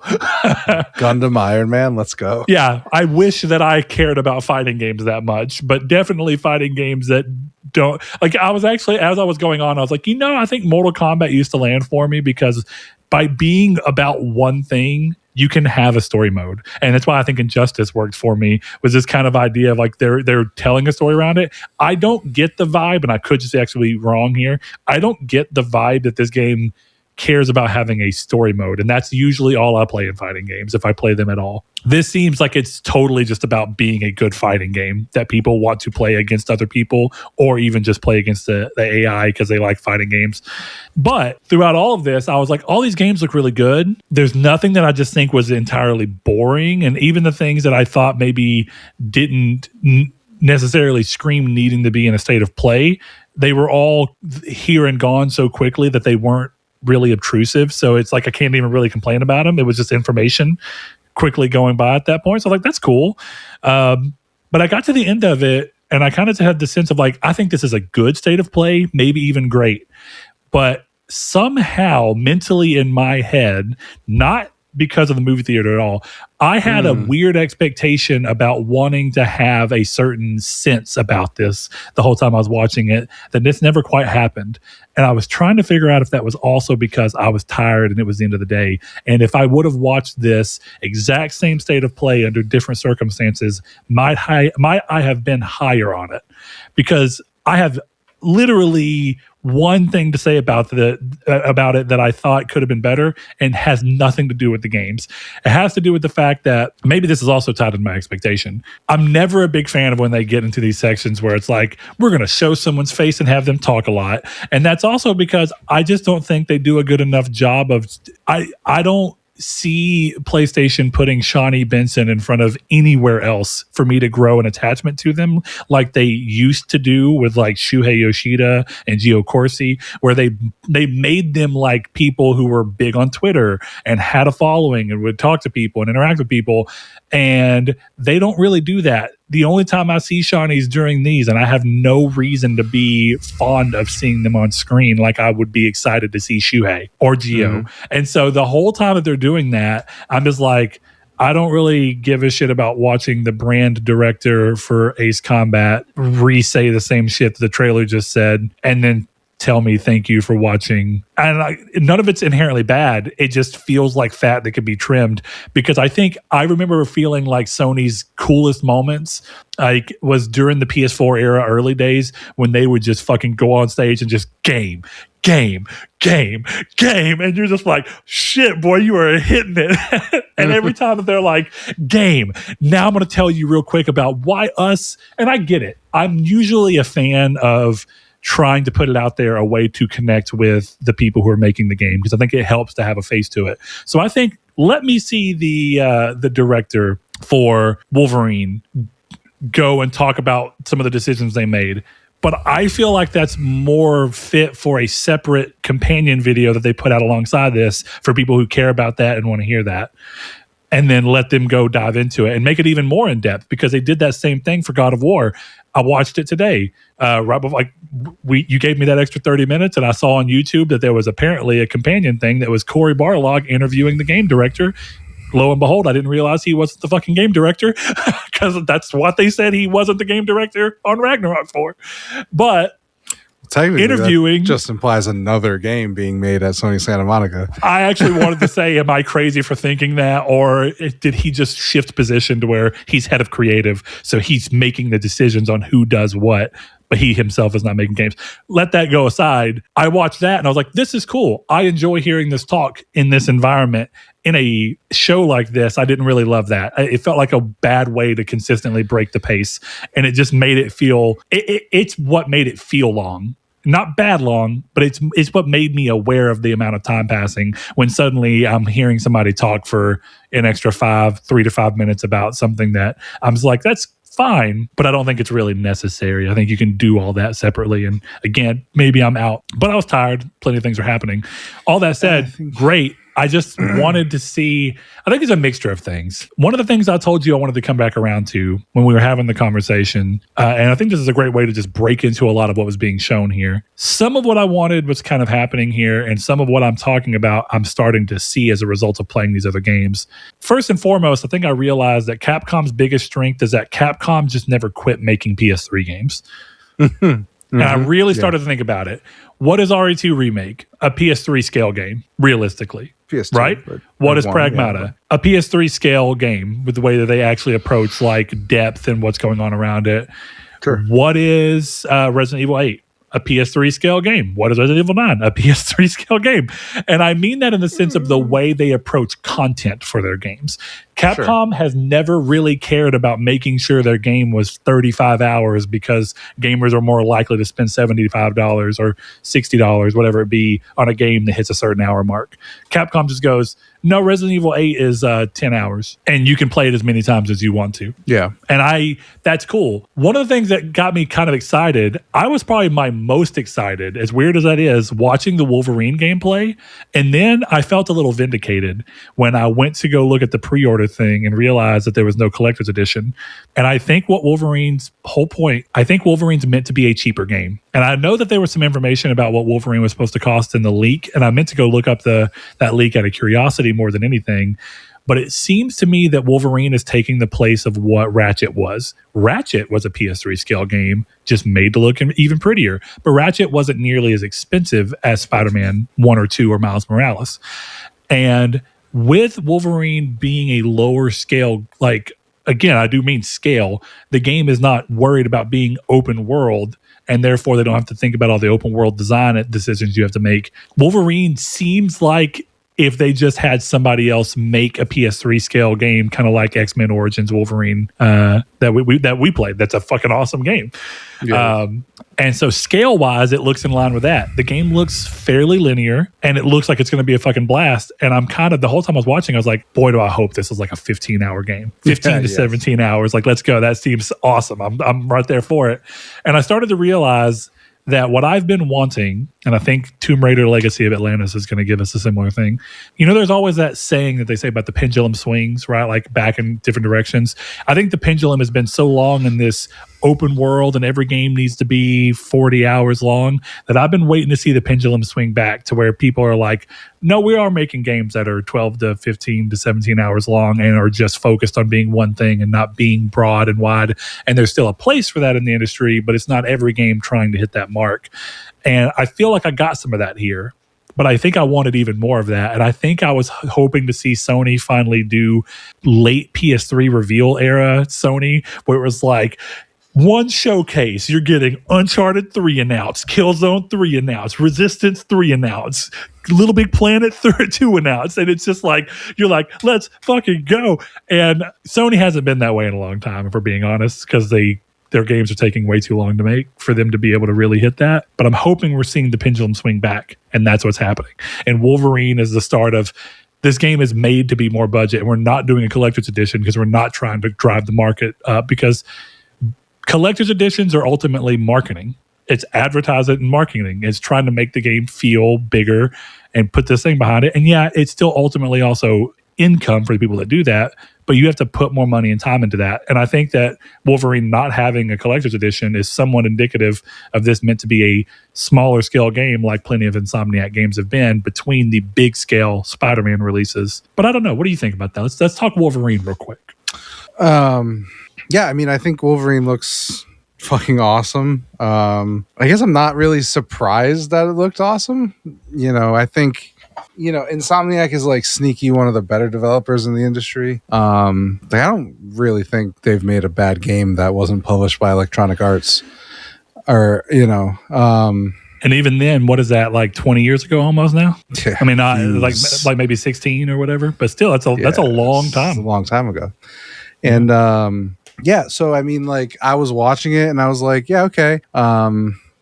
I thought it was really funny that nobody knew who Leech was, and that's probably that's probably gonna end up being the most important character in that game. Everyone's like, who's that fucking kid? You should kill the kid. I'm like, cool, that's the most important character in the game, brother. Good luck. Yeah, I liked some stuff, like I thought I liked seeing Jean Grey and seeing like where she was.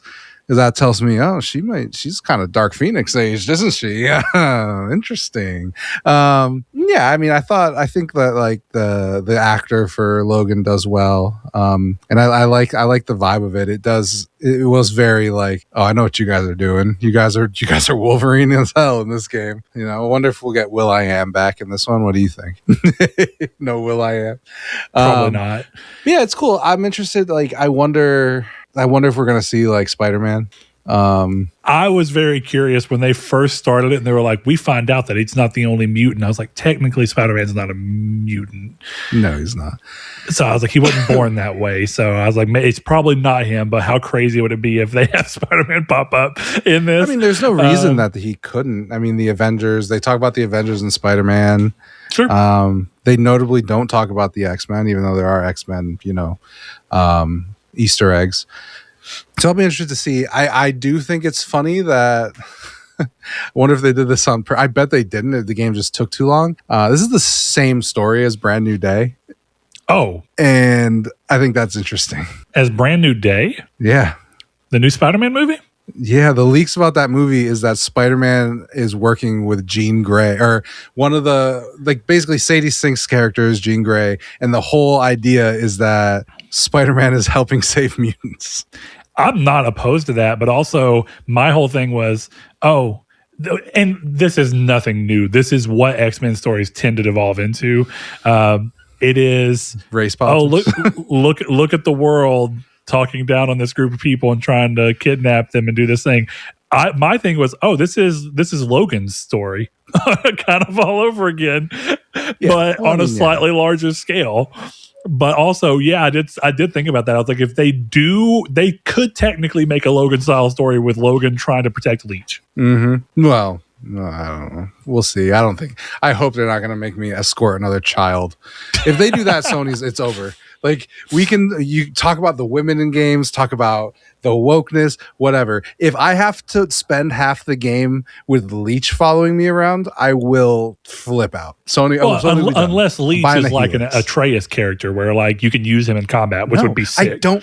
Oh yeah, Atreus, the worst part of God of War 2018 and Ragnarok. That's fine. Not the worst part of what? How is he the worst part of 20? Can you hold on? You can't. I am with you.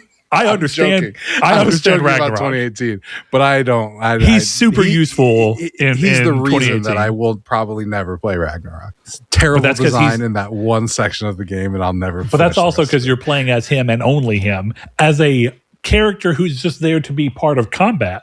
That you can hit a button to make them work for you works incredibly well. No, he's fine. I'm just being a dick. But I don't want to escort anyone around this game. At least not for most of it.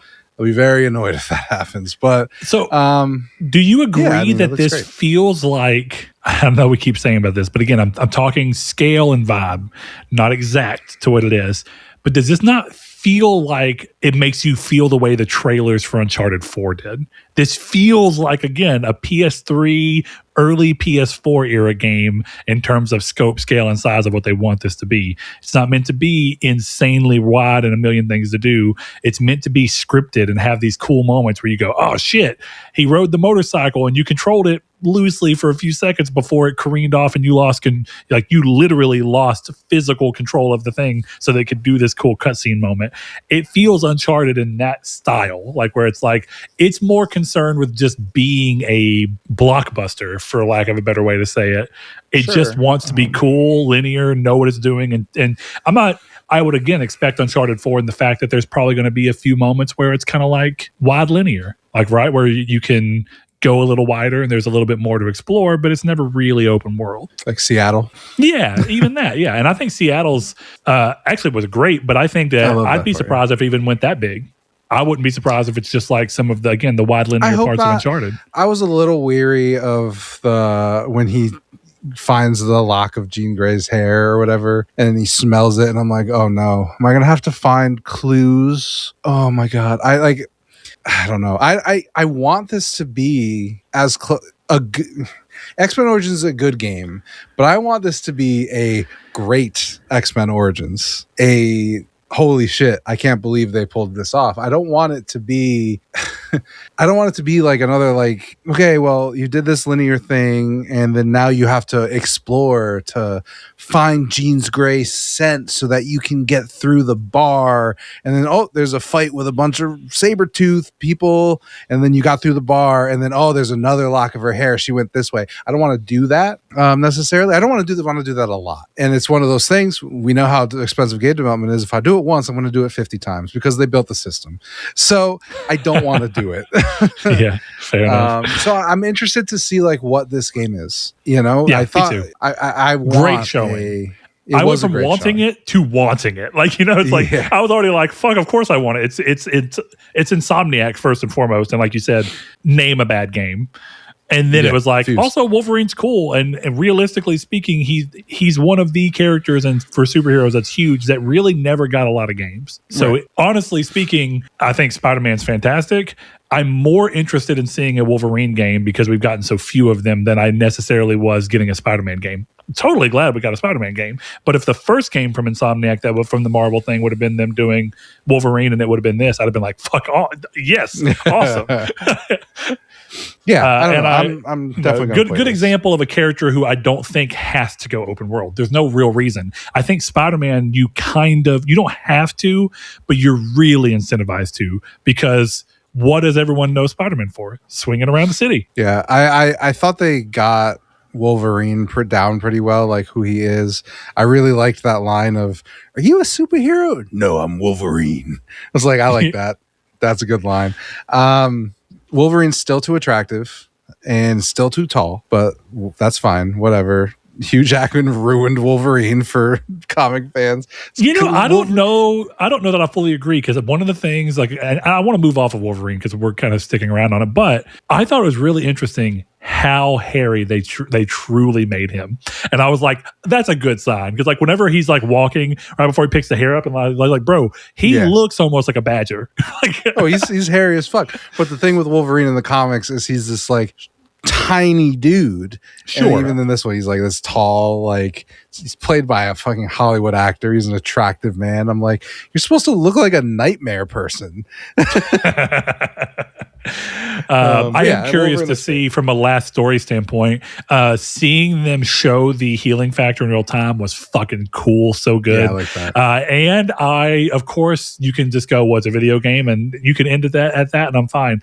But I'm curious to see if they're going to try and weave a story reason into the fact. Are they going to do like some of the comics where he's got a suit that's got the Reed Richards unstable particles or whatever the fuck it is? You could also go nanotech, but I think that there's like a suit he wears in some of the old comics where it's like it's made out of a unstable particle or something like that, and the whole point is that as he heals, it matches his healing factor and it heals. And I think in other ones it's like when you wear suits made of this thing, and it's just made to amplify your powers. It ties into whatever the power of the mutant and people that are wearing it and goes that route. That's pretty hazy memory, if I'm being real. I haven't been super into comic books in about 10 years. But they could totally follow a story thread for it, or they could do the nanotech from Stark, or they could just go, it's a video game and you don't want a naked Wolverine, because even though they leaned into, I am so happy they leaned into this game being mature as fuck, because there's no way this game is not getting a mature rating. I'm curious to see what that does. I really do wonder if the recent wave of mature movies doing, like, definitely mature superhero movies crossing the $1 billion mark led them to feel comfortable being like, just make a mature superhero game and let the fact that players are going to want to play a mature Wolverine work. Because I don't think having Wolverine in teen for the game was the right call, just because you can get more people to play it. Yeah, you can't make that game teen. And I think they're smart enough to know that if they had the uproar would have been just too loud. Wolverine looks fantastic. I can't wait to play it. I'll definitely be picking it up. Solid start to the show. For sure. good high to go off of. I want to key out a few things. Let's do some quick ones before we talk about the ones that are really involved. You were a big Dave the Diver fan, and now we have the continuation of Blank the Blank, and now we have Boncho the Chef. Cool little prequel title.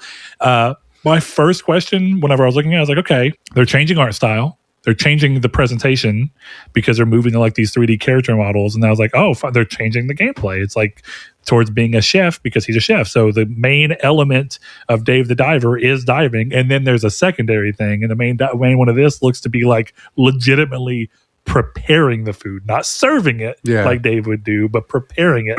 And I don't know how I feel about this because the diving thing was like some other games I've played that I really enjoyed that kind of go underwater that way. But I'm totally willing to give this a try because I think that even Dave the Diver, from just looking at it alone, I don't think it was obvious that it was going to be an incredible game. And it was. Yeah. I don't know. I thought this looked great. I'll probably pick this up.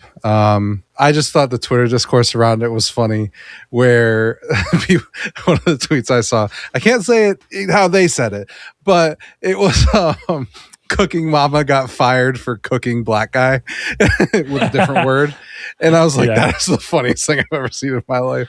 But yeah, it looks great. I thought it was cool that it was kind of like a cooking Persona game. That's how it came off to me. Sort of. Yeah, I could see that. Next thing that's quick, but I think it looks super cool, and I'm glad that it got given the showcase that it did here.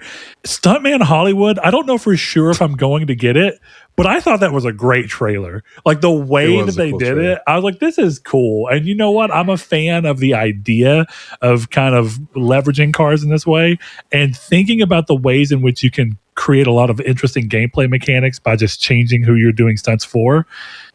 Basically, it's on my radar. I'm not going to say I'm for sure getting it. I'm definitely going to follow it because there was plenty of things I saw where it's like, how cool would it be to be like doing a death race moment where you're like, and what that could mean for gameplay. It's pretty cool. I like that quite a bit. You're not usually as much of a driving game fan as I am. Did that game click for you outside of just being a well-done trailer? Looks cool. It's one of those games that I could see myself being like, oh, Brett picked that up. I'll definitely play it. But I'm not gonna buy it. It's not something that you're just jumping to buy. Not yet. I mean, they could do stuff, but at the same time, I don't know what they could entice me with. Like the Batmobile. I don't know. I'm a nerd, but I don't really think I'm gonna buy that game to be in the Batmobile. I don't care about Back to the Future. I'm 33, so Kit does nothing. Still not that old. So to me, it was like, yeah, this is cool. And it seems like the people who will play this will like it. And I will probably pick it up, but I'm not chomping at the bit for it. But I did think it looked great.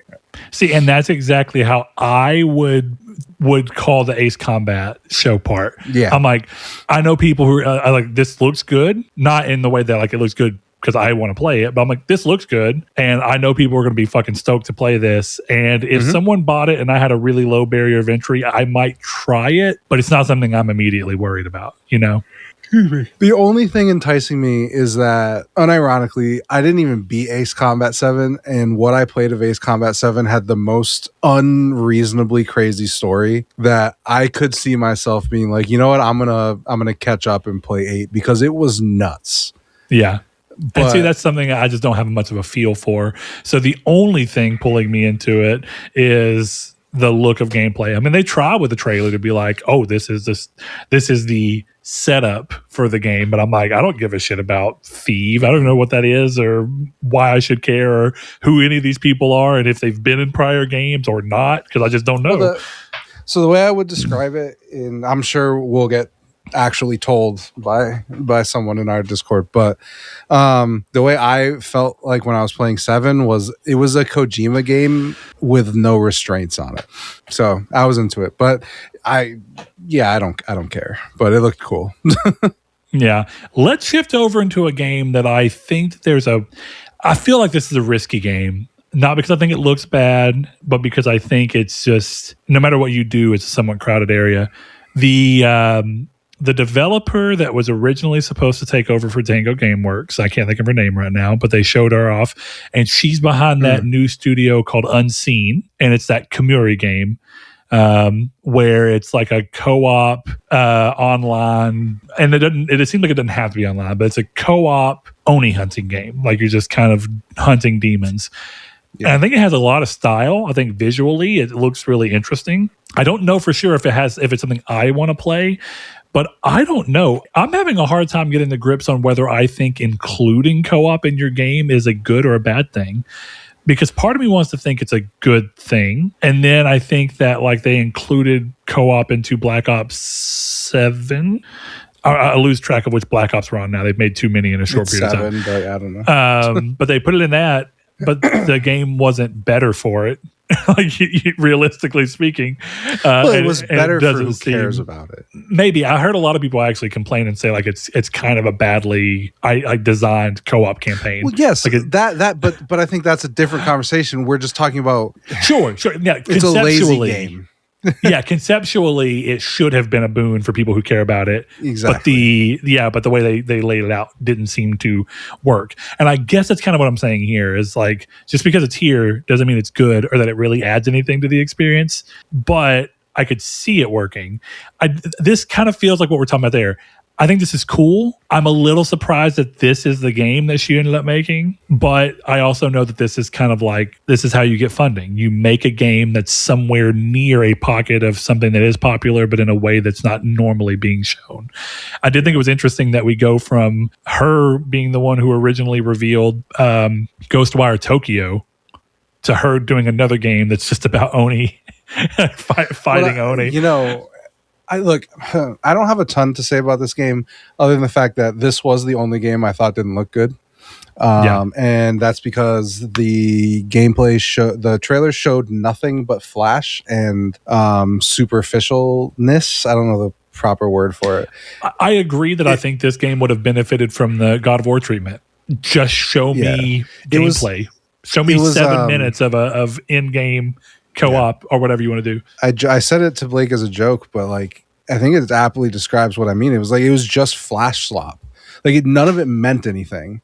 It was just like, look how cool this character runs, and look how sweet, and look, we've got explosions and the trails on the swords. Like I don't know what that game is, other than it's an Oni hunting co-op game. The biggest thing I wanted to say, and I'm glad you brought it up, because you were talking about before how there was a bunch of stuff with the developers that you wanted to skip, and this would be my prime example of why. Hold on, you just cut out. I just muted myself. My bad. Okay, good. This is a prime example of a game that I only cared about because I knew who she was. And I watched that trailer with more interest because I was like, oh, that's the girl who did Tokyo Ghostwire and then disappeared, and now she's doing this. I was like, cool, I'm glad now I know what she's doing. I like those parts of the stuff, not because I care really, but you also just landed on my complaint for it. We have reason to care about her because she already won us over before. The other people did nothing to win me over, and they were just there. Yeah, but I know who Sid Shuman is, and I know who like some of these people are. Oh so, yeah, like, Sid Shuman was fine. He talked for like 7 words. Yeah, but I don't know. I want to see. I don't know. I want to see that. I want these people to talk about their game. I will never watch that God of War thing. I will never watch Raising Kratos. I will never watch the Last of Us documentary. So for me, what I get is those. I liked seeing like when they announced Tokon. My favorite part of that trailer is how we came to this. And it was the Arc System guys talking, the Marvel guys talking, and all those people talking. That was my favorite part of the announcement of that game. Where I was like, this is cool as fuck how this came And together. Yet you wouldn't watch that if they just put it out not a single chance. That's crazy. 0% chance I would watch that. I don't care. But like when you put it in something that I do care about, I will watch it and be like, interesting. I'm not going to seek that out. Interesting. Because I'm going to end up watching a KM Best Marvel Snap Best Decks of the Week video. I am not going to watch the Kratos documentary. This is not the type of content I consume. So I'm glad I get it here. Regardless, this game looks like crap, and I'm sorry. Yeah.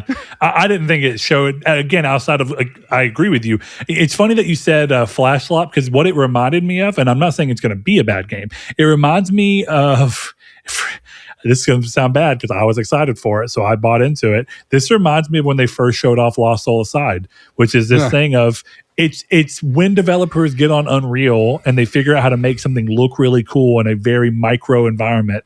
And then they go, look at this. And then people go, holy shit, games need to be like this. And it's like, yeah, but you're not understanding that there's no meat, there's no substance to this. They're showing you all they figured out, which was how to put a cool character animation onto a cool character model with a cool art style. And those are 3 very important things that can make a game great. But what you need on top of that, or what you need all of that to be buoying, is also great gameplay with content that you want to do. And if you don't have that, then it doesn't really matter that it looks that cool, because it's a movie. that's gonna fade. Yeah. And you're just gonna be mad.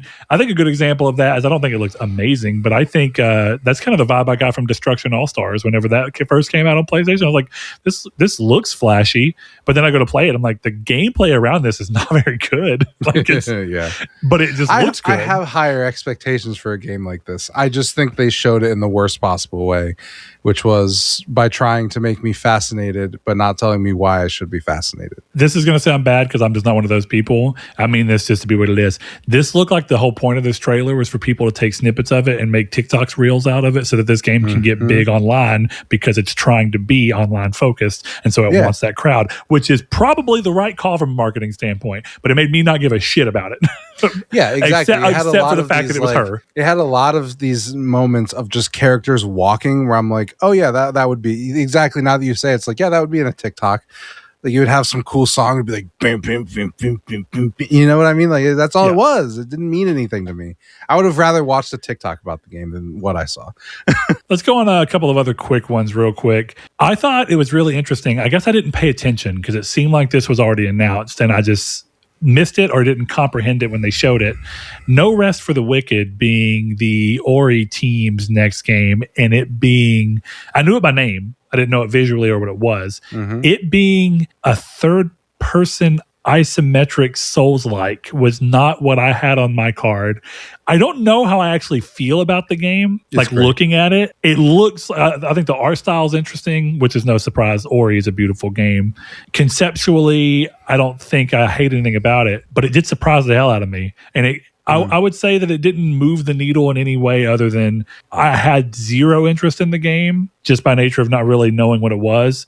And now I at least have enough interest to go, under the right circumstances, I could see myself playing it. Maybe not buying it. I say maybe not buying it, but playing it.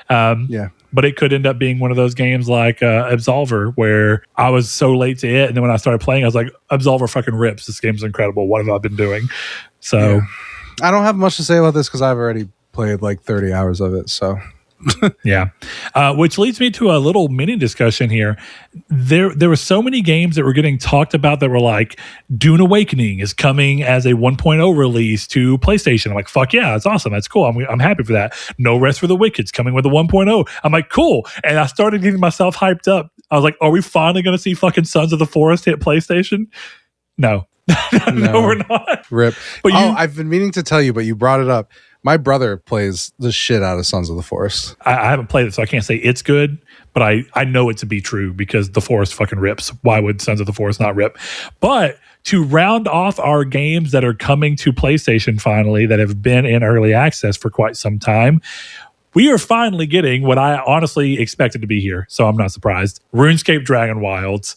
I have been waiting for it to hit console because I almost bought it on PC because I'm very interested to see the RuneScape world get pushed out into a different direction. I like survival games, and I think RuneScape has a really interesting take on the way skilling works and how they approach it. So everything I saw in this trailer just looked like more of what I already knew I wanted about this game, and now I just get to play it on the console I'd prefer to play it on. Chris, if you can see it in your heart to have this be one of the games that you just hop in and we try to get, because I haven't played this at all either, and having played RuneScape does not necessarily matter at all for this. This is a very different game. Maybe this is one of the ones that you can hop in and we can try and see if starting from scratch, if this is one of those survival games that clicks with you. If not, I get it. But like you said, it's always better when you play games with friends, you know? I'll do that. I saw it and I was like, oh, fucking Brett slop, bro. What the fuck? No, I'm just kidding. But I knew you'd be into it. I was like, this is cool. Like, I'll try it. It looks fine. Yeah, I've been waiting for it, but it looks really cool. And there's a lot of obviously I've seen way more than this, but I am excited to see it be in this state and finally come over, because I have been waiting for RuneScape in some capacity to hit consoles since like 2008 when Sony was on the back end being like, we'll let RuneScape come to console, but RuneScape, JGEX were like, the only way we'll let it come to console was if it's crossplay, and Xbox said absolutely not. And so they just completely canceled plans to even explore what RuneScape might have looked like on console. It might have been more like 2010, but point being, that was back when Sony was cool. Only does stuff like that when it's convenient for them and they need the PR win? Oh, you don't say. Sony too, though. Yeah. Yeah, I mean, this looks whatever. I will say, you brought it up. I don't want to talk about it. Dune looks like shit. I think it depends. Hot dog water. I think it really depends. I will say this. I thought the way they chose to talk about it was really interesting. I would not call that combat visceral or brutal, whatever it was she said. I was like, that's not remotely fair.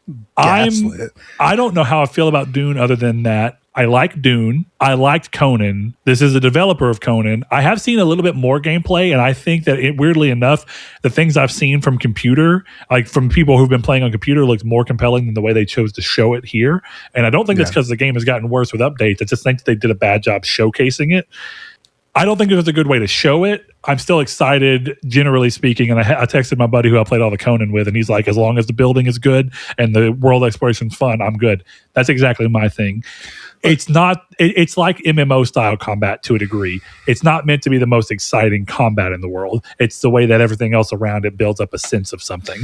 But I don't think it looked great. If you buy it and you say, hey, Chris, let's try this. I'm starting it fresh and I'm not level 150. So let's try and do this together. I'll try it. But like that trailer made me go, I will never buy that game. Yeah. So if you buy it and you ask me to play, I will. But I'll say this because I agree with you. It's also actually how I felt. I never wanted to play Conan. I worked, first of all, I worked at GameStop when the original Conan came out on PS3 and I didn't want to play it. And then I worked at GameStop and was about to quit and was still friends with one of the people when they first announced Conan Exiles. And I was like, And so I kept talking to my buddies who played it. And I thought the way they showed it looked terrible. Then I played Conan Exiles. I was like, oh, this is actually super fucking fun. Why do they show it so badly? And I think what I'm realizing is that certain types of games are hard to show adequately. Yeah, and I hope that's the case here. Because I agree with you. I never want a game to be bad, but I think that looks bad. Yeah, agreed. I don't want a game to be bad either. Little conversation I want to have that we can start by talking about Control Resonant and then have a little conversation around it. Control Resonant looks awesome. I'm glad they continue to like kind of just blot it into these state of plays like it was last time. I think it looks really good. Why the fuck is September so loaded? I know the answer. I said it directly to somebody today when they said, bro, September's crazy. I said, I had the same thought. And they said, why? I said, everything is trying to get out with as much time as they possibly can before November because of Grand Theft Auto 6. It's simply that, because I was like, Silent Hill is coming out in September. Bro, that is an October game. That's an October-ass game. But you know what October's really close to? November. And you don't want your game to sell good for a week and a half and then get slaughtered. But like, this is what I don't understand. All these games are trying to avoid Grand Theft Auto. It was to the point where I saw a release calendar today. There are 0 game releases in November. Yeah. But now the problem is they're all competing with each other.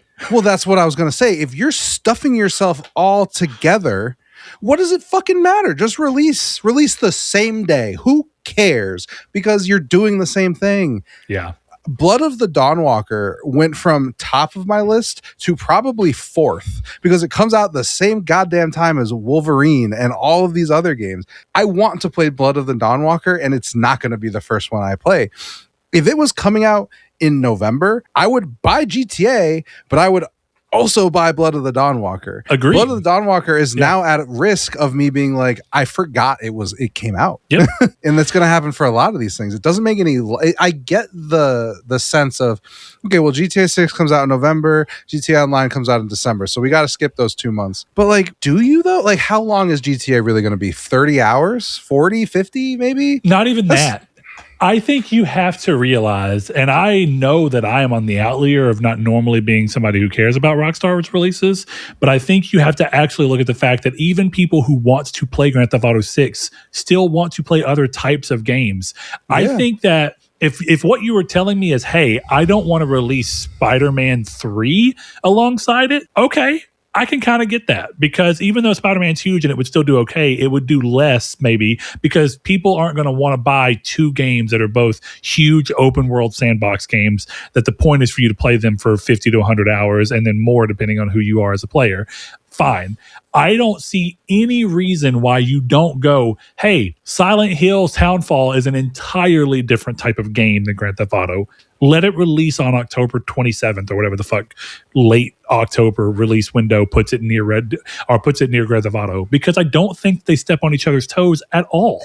It just Grand Theft Auto 6 is going to sell 150 million units, and it's going to do 70 million of those units on day one. So, like, it's only one day of the year that they're selling, that this game is coming out. Like, Grand Theft Auto is going, there are credits in the game. Like, it's gonna end. Like, what are you scared of? Like, I'm not a business guy, but like, I would be willing to bet that whatever game has the balls to come out at the same time of Grand Theft Auto will do pretty well, because people are gonna buy Grand Theft Auto on the 16th, and then on the 30th, a lot of the people who are gonna play that game are done. And then they're going to be waiting for GTA Online, which is probably going to come out mid-month. So there's arguably like 3 weeks of time that you could release a game and do fine. So what are you doing? I get wanting to avoid it, but still. Yeah, I think a good example of this is, if I'm not mistaken, I want to say that Red Dead Redemption 2 is around like 85 million units sold, something like that. Yeah. And ironically, whenever you actually look through the game data of what people have played of it, 80% of players have not played past Chapter 2. Sure. 80% of the people who've bought the game have not played most of the game, and yet it's still sold 85 million. And that doesn't mean Red Dead 2 is a bad game. What it tells you is that, I mean this with love, people are not excited for Grand Theft Auto because of Grand Theft Auto entirely. It is somewhat. People are excited for Grand Theft Auto because people build up this idea of what Rockstar games are. And part of the reason I know that is because what do you see people posting? You see people being like, bro, I counted the amount of beard hairs that were in whatever dude's mustache in the reflection of the car in this scene. It's like, what the people who are excited for are the people who are truly excited that it's Grand Theft Auto for the first time in a while. And then the rest of them are people who like Grand Theft Auto, but what they're really chasing is the high of a game that is going to set a new technical bar. And I say that with love, that's what the majority of people who are actually excited about the game are excited about. Then there's still like probably 30 million people who are just excited because it's Grand Theft Auto. But I mean that like in the sense that you are with Marathon. You actually care that it's it, not because it's just the new thing for a moment or whatever. When you have the vast majority of sales of Red Dead 2 not even getting past, and I understand Chapter 2 is a slog, unfortunately. I felt similarly ways, but I'm glad I pushed through it. But when you have people buying it and then going, oh, okay, well, this isn't quite what I thought it was going to be, and then moving on, I think it's crazy to think that same thing is not going to be true of GTA 6. And some of the people who bought GTA 6 for that hype and then don't follow through with playing the main game might come back through and get hooked in on the online when it launches. But again, that's a different thing at a different time and a different market. Silent Hill Townfall is not an online game. Why do you care if you're competing with people who are worried about Grand Theft Auto Online? So I was going to agree with you until I looked at the trophy stats for GTA 5. And first of all, I don't think you can compare Red Dead to GTA. Entirely I think that's games. fair. I think that's fair. And definitely Red Dead 2 being so sim heavy, a lot of people fell out specifically because of that. The PS3 version of Grand Theft Auto, I don't know which one is actually beating the game, but the big one, which is doing the last heist, was completed by 45% of people. I want to clarify, because I think this is important. What trophy stats are you looking at? Because just doing so on trophy tracking sites where you have to I know how to use the site. It's 45% of people. Good. Well, sometimes people try to use that. I'm like, hey, hold up. If you're only talking about the sea of people who give a shit about trophies, yeah, they beat the game. Most people who care about trophies, bare minimum, beat the game because they're that's aiming to go further. You know, most people are like, 0.1% of people have this. I'm like, I don't care. I want to know how many people have it on PSN profiles. Those are the gamers. But my point is that people beat Grand Theft Auto because Grand Theft Auto is not an immersive sim like Red Dead is, which this show knows. I hated Red Dead until I didn't. Like, I think it's a completely different type of game. I'll skew anecdotal, but I even know, I would say the vast majority of people I've actually talked to about Grand Theft Auto 5 and like my day-to-day normal people, like people I know who play games, are like, oh, you play games? Have you played Grand Theft Auto? And I got to go, nah, Grand Theft Auto 5? I go, no, I've never played it online, and I played very little of it, and I didn't care for it. Interestingly enough, almost every single one of them, I do usually ask them, like, well, what do you play it for? Did you like the story? And almost every one of them were like, oh, I didn't finish the story. I just like the online.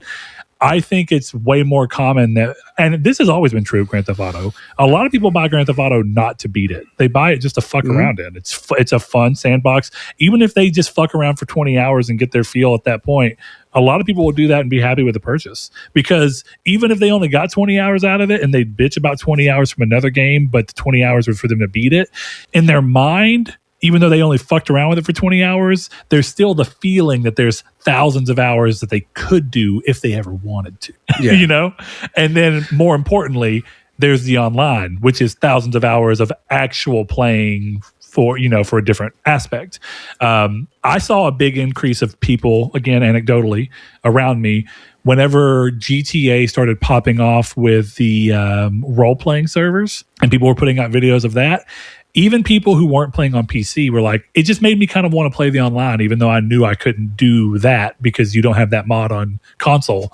But it just made me think about ways that you could approach the online. And so I knew a lot of people who started playing Grand Theft Auto Online around 2017-ish.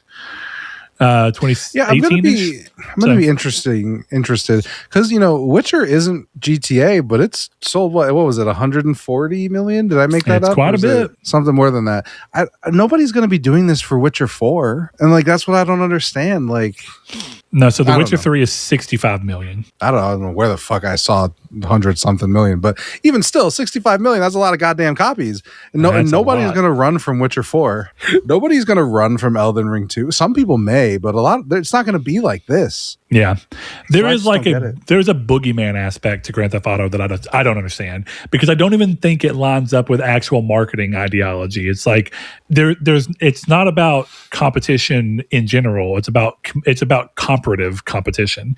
Somebody somebody doesn't go, oh, I'm not going to release the 2027 Honda Civic because when I planned to do it, Ferrari decided they're going to release a new car. Like, it's like they're different fucking things. The people who are in the market for a Civic are not, they may like the Ferrari, but they don't care. They're not, they're in the market for different things. And maybe one dude is in the market for a Civic and a Ferrari. Maybe. Lucky guy. But let's keep going, because GTA wasn't at the show. GTA wasn't at the show, which was something that you were saying would be cool if it did happen that way. Would be cool. I had some crazy predictions for this show. So, Chris, you fell in love with Silent Hill 2 remake. Mm-hmm. Does Townfall look cool to you at all? No, not really. I'm trying to get a feel. I thought Silent Hill F looked really cool, but I just still haven't gotten around to it, unfortunately. Mm-hmm. Townfall has an interesting mechanical, I don't want to say mechanical, it has an interesting presentation idea with him carrying around like the little radio thing. And I'm into seeing what that could be and how that can be uniquely used. But the rest of it, again, I think this may be a matter of how you show it. The rest of it doesn't feel Silent Hill enough, and I don't know how to describe that. Yeah. It looks to me like someone tried to make a Silent Hill game their own, and by doing so, didn't make a Silent Hill game. Yeah, and that's one of those things where, like, I still think I think the game looks good. Mm-hmm. It just doesn't. It's maybe it almost harkens back to what you were talking about with like IO Interactive and Hitman, where it's like, yeah, but it's not scratching the itch I expected it to scratch. Yeah, it looks almost like you would be better off playing this game if you liked something like, oh fuck, now I'm forgetting the name. You remember that walking sim with where you're the guy in the woods, the tree guy, the Vanishing of Ethan? No. Oh, What's Firewatch. It called? Yes. This game looks like if you were a fan of Firewatch, you would like this. But if you're a fan of Silent Hill 2, you might not like this. That's how I looked at it. I thought it was interesting that like Silent Hill 2 kind of recontextualized combat with Silent Hill 2's original version with the remake, but at the same time, combat's like half of the game and half not, right? Like it's kind of like right in the middle. It's not as combat heavy as like a Resident Evil, but it's not combat absent. Then you got Silent Hill F, which looks like it really hammered down on wanting to be combat heavy. And then it looks like Townfall's doing the exact opposite. It's wanting you to avoid combat. Again, maybe it's just the way they showed it, but it's interesting that the way that they're trying to approach it is, I would agree with you. If you like Silent Hill 2, but you liked it in part because of the combat, Townfall's not bringing that. But it may bring some of the psychological horror, and I'm cool with that. That's really what I like about Silent Hill. Silent Hill 2 remake just also happen to have good combat. Right, exactly. Yeah, Looks which cool, is an though. interesting place to be. We'll see. Speaking of combat in a horror game, though, Ill continues to look super interesting to me. I think it looks so crazy. Good. I don't know how I actually feel about it, but I think it shows well every time. I think it's a good trailer game, if nothing else, because every trailer I'm like, this is mesmerizing. I mean, I hate the game whenever I go to play it, but this is mesmerizing. It looks really cool. Yeah, that game looks sick. I don't really know what it is, but I'm into it. Looked brutal, it looks scary. You know what it reminded me of?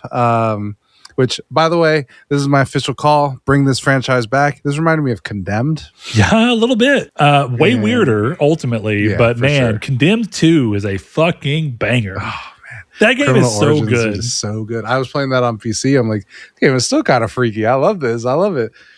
That was one of the first times I remember being genuinely terrified by a game, as crazy as that is. I went to my buddy's house when the 360 came out, and he got it pretty close to it coming out, and he's playing that, and we were just sitting in his room in the dark playing, and we got to the part where the mannequins start doing the crazy shit, and I was like, fuck this, dude. This is fuck every bit of this. Yep. But I loved it at the same time. You know, what a game, man. Yeah. I think and this is kind of what I was wanting to go talk about with the show too.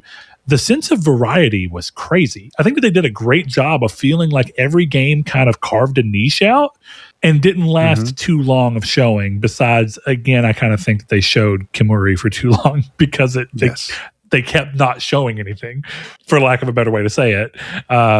I'm not a huge Onimusha fan historically, but I think Onimusha looks cool, and I'm willing to give it a try because also playing Pragmata, I'm just like, Capcom apparently don't know how to make a bad game, so why not try Onimusha? It's got to be good. It's kind of like the Insomniac thing, right? It's like you hit a point where the name has a quality attached to it, and you kind of go, even if I don't know for sure if I'm into it, fuck it, we try it. I meant to download the demo so I could try it out. I do want to point to some of the weaker moments for me as an individual. I thought that the State of Play or the PlayStation Plus update felt weird. It just felt very slow in comparison. And Guitar Man makes sense. I don't know anybody. I'm cool. It's cool that they're doing deep cuts, but you're adding psyops, Mindgate conspiracy before much more obvious games like I don't know, the PSP God of War games. Dude, see that announcement? I was like, I don't know what that is. It looks cool, and I've never heard of it before, so I'm super in. Well, I think I've never heard of it, and it does look cool. That was all you had to show? Well, I mean, yeah. Well, they also assume that you have heard of it, right? I think my biggest problem with that section was that it's kind of exactly what you were leading towards, where it took too long, and then there was nothing that stood out to me as like, oh, I'm getting that.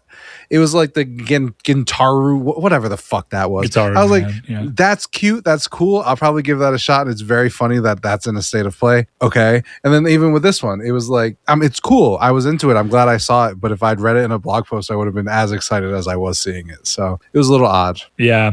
I think my thing is, it felt like the point of that was to try and be like, which RuneScape, I guess we'll go through that. I don't even have to buy RuneScape necessarily. I'm probably going to, or I'm just gonna load the fuck out of buying cosmetics because I want to support the devs.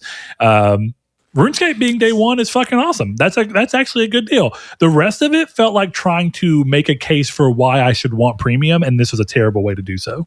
Yeah, exactly. You gotta because give me one. It's not enough, and that's the problem they've continuously had, which is they hit a point for a while they had like 5 games a month they were adding or so, and I think it's a good cadence.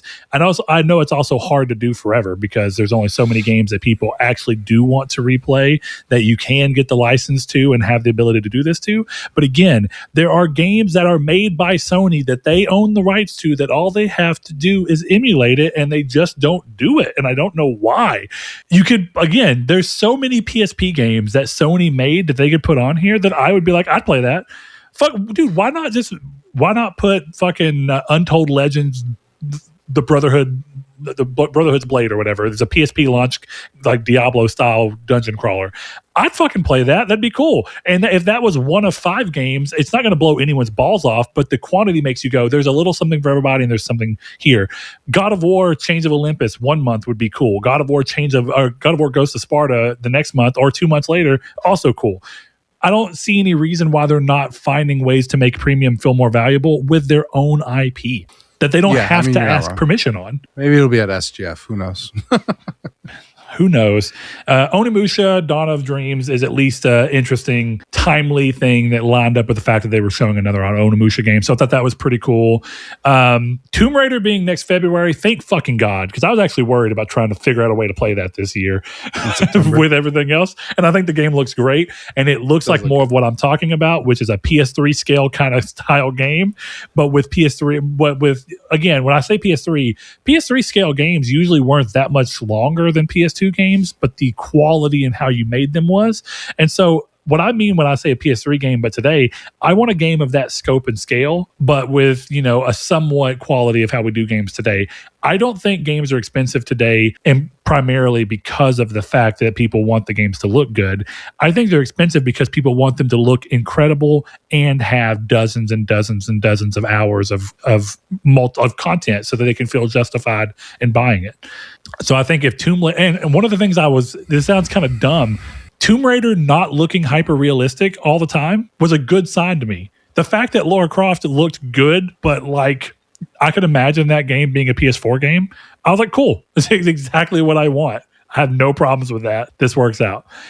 So it just seems like maybe Amazon realizes that there's a better way to approach making Tomb Raider games than doing what Square Enix was by making them hyper realistic, but then making the game around them not necessarily worth the extra budget time that it took to get there. And I like the Square Enix Tomb Raider games that they made, the trilogy. They're not bad games, but this looks more compelling and cheaper to make. And I think, interestingly enough, it's going to be a better game for cheaper. The only thing I really want to say, something that this is maybe a me opinion, I didn't really care for Rayman Legends when it first came out to begin with. I thought Rayman Origins was better, and I didn't care for the way that they shifted it, but I at least thought the art style was beautiful. I didn't realize Ubisoft was about to hit this streak of remakes. I think Rayman Legends Retold, I could not come to terms with Rayman having a voice. And I did not feel like the voice matched. And I thought it was so weird to add voice acting into that in that way. And maybe he was voiced in that game and I just didn't remember it. He's not voiced in Origins. Am I fucking crazy? I just got the platinum in Origins not long ago. I don't remember there being voice acting. I was playing on Vita. I don't think there was. But also, the best thing about both of those games was the UB art style, and they completely fucking abandoned it here. And I'm not saying this looks bad. I'm just kind of like, oh, that's unfortunate. You ripped all the soul away from the game. But I guess if you didn't do that, you can just play the PS4 version of Rayman Legends on PS5. So there's no reason to do this. I think the biggest thing I'm bummed about is that this could have just been a new Rayman game that looked this way and just did something new, but we can't get that. So it is what it is.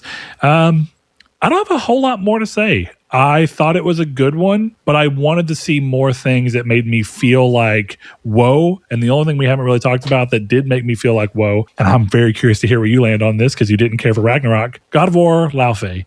Looks great. I think it looks great too. I continue to have the feeling that I mentioned on here when the leak came. I think this looks great. I think it'll be a good game. I think I will enjoy it. I will be happy to buy it. I'm a little disappointed, hearkening back to what we were talking about with IO Interactive. Why does Santa Monica just have to be the God of War studio? They never originally were intended to be, and it just keeps working out that the only games they can get out that people that they can manage to finish, that can go to thing and then people like, is God of War games. They've made other games. It's been a long time since then, and they've tried to make other games that got canceled. I really wanted to see them go, we have a second team. Let's do a truly new IP and continue to let God of War flourish. And I'm a little bummed that all it did was the second team just means we can get God of War games more frequently, but with some changes. I mean, I think I see where you're coming from, and I kind of don't care. It seems to me like they want to make God of War games. If they didn't, they would make something else.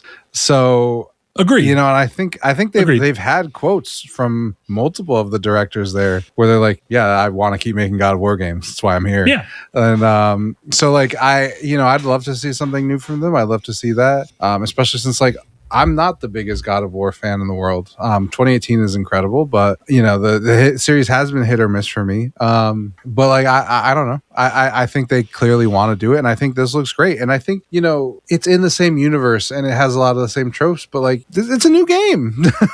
No, I think that this is super cool. I mean, I think this in many ways is a way for them to give God of War another 2018 treatment where it's like recontextualizing the way you approach a God of War game. Yeah. And I would say that I'd be remiss to act like this game doesn't have a lot of similarities with the Norse game, clearly. I mean, it's got the over-the-shoulder camera. But I'm going to tell you, let's start talking positive about the game because I think the game does look great. The moment that I saw her jump, I was like, let's fucking go. We have jump back in a God of War game because I have missed that shit. God of War always used to have platforming as an element, and it completely washed away in 2018. And that doesn't mean it had to be a bad thing, but I've missed it a little bit. And I also just generally prefer when games let you jump freely. I gotta say, though, 2018 and Ragnarok Kratos doesn't jump. I can't see him jumping. Which is crazy, because God of War 3 and other one jump so much. And I say this because this is just one of those weird little nuggets. In God of War 3, Kratos is canonically supposed to be like 7'10". Okay. And in God of War 2018, they retconned it to where he's only like 6'5". So he's still a massive dude. But ironically, what you're telling me is that a arguably way bigger dude was jumping with a plum, by the way. But that guy looks like it.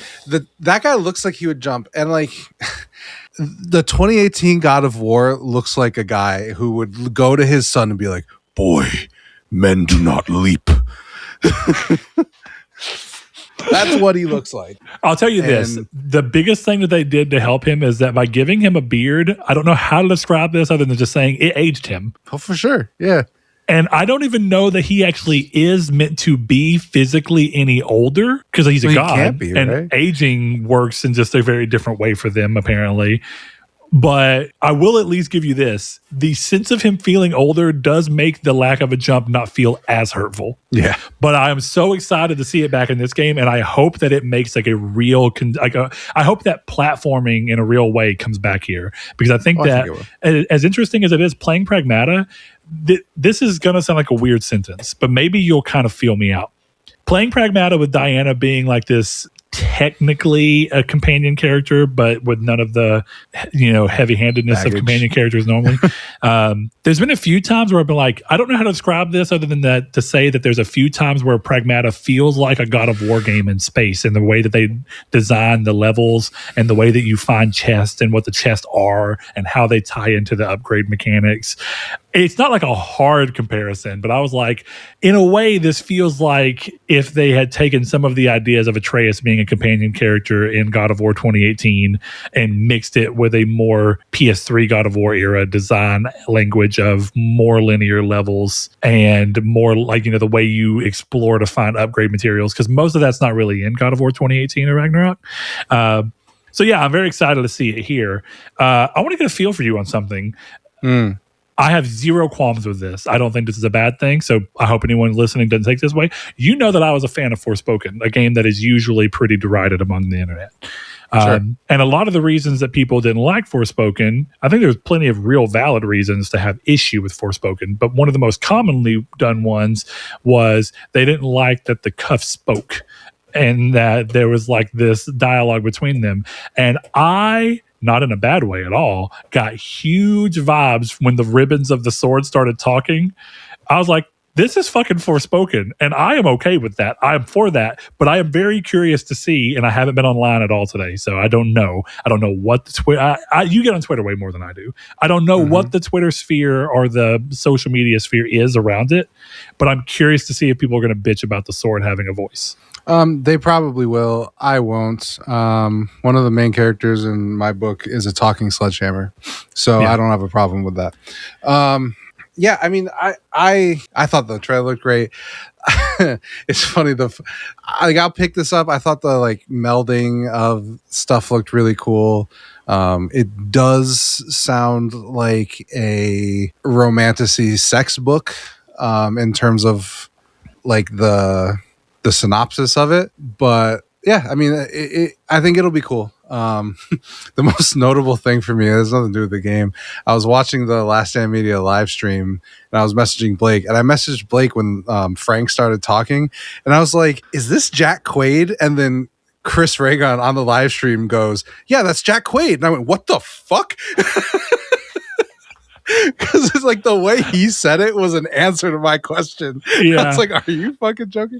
But yeah, I thought that was Speaking cool. of Frank, I am curious to see what people are going to think about that, because I can see people being little assholes. I mean that. I want to even though I was a little disappointed that it wasn't a new IP, just because I want to see Sony get back to creating new IP, which they do a really good job of. I think this looks fantastic.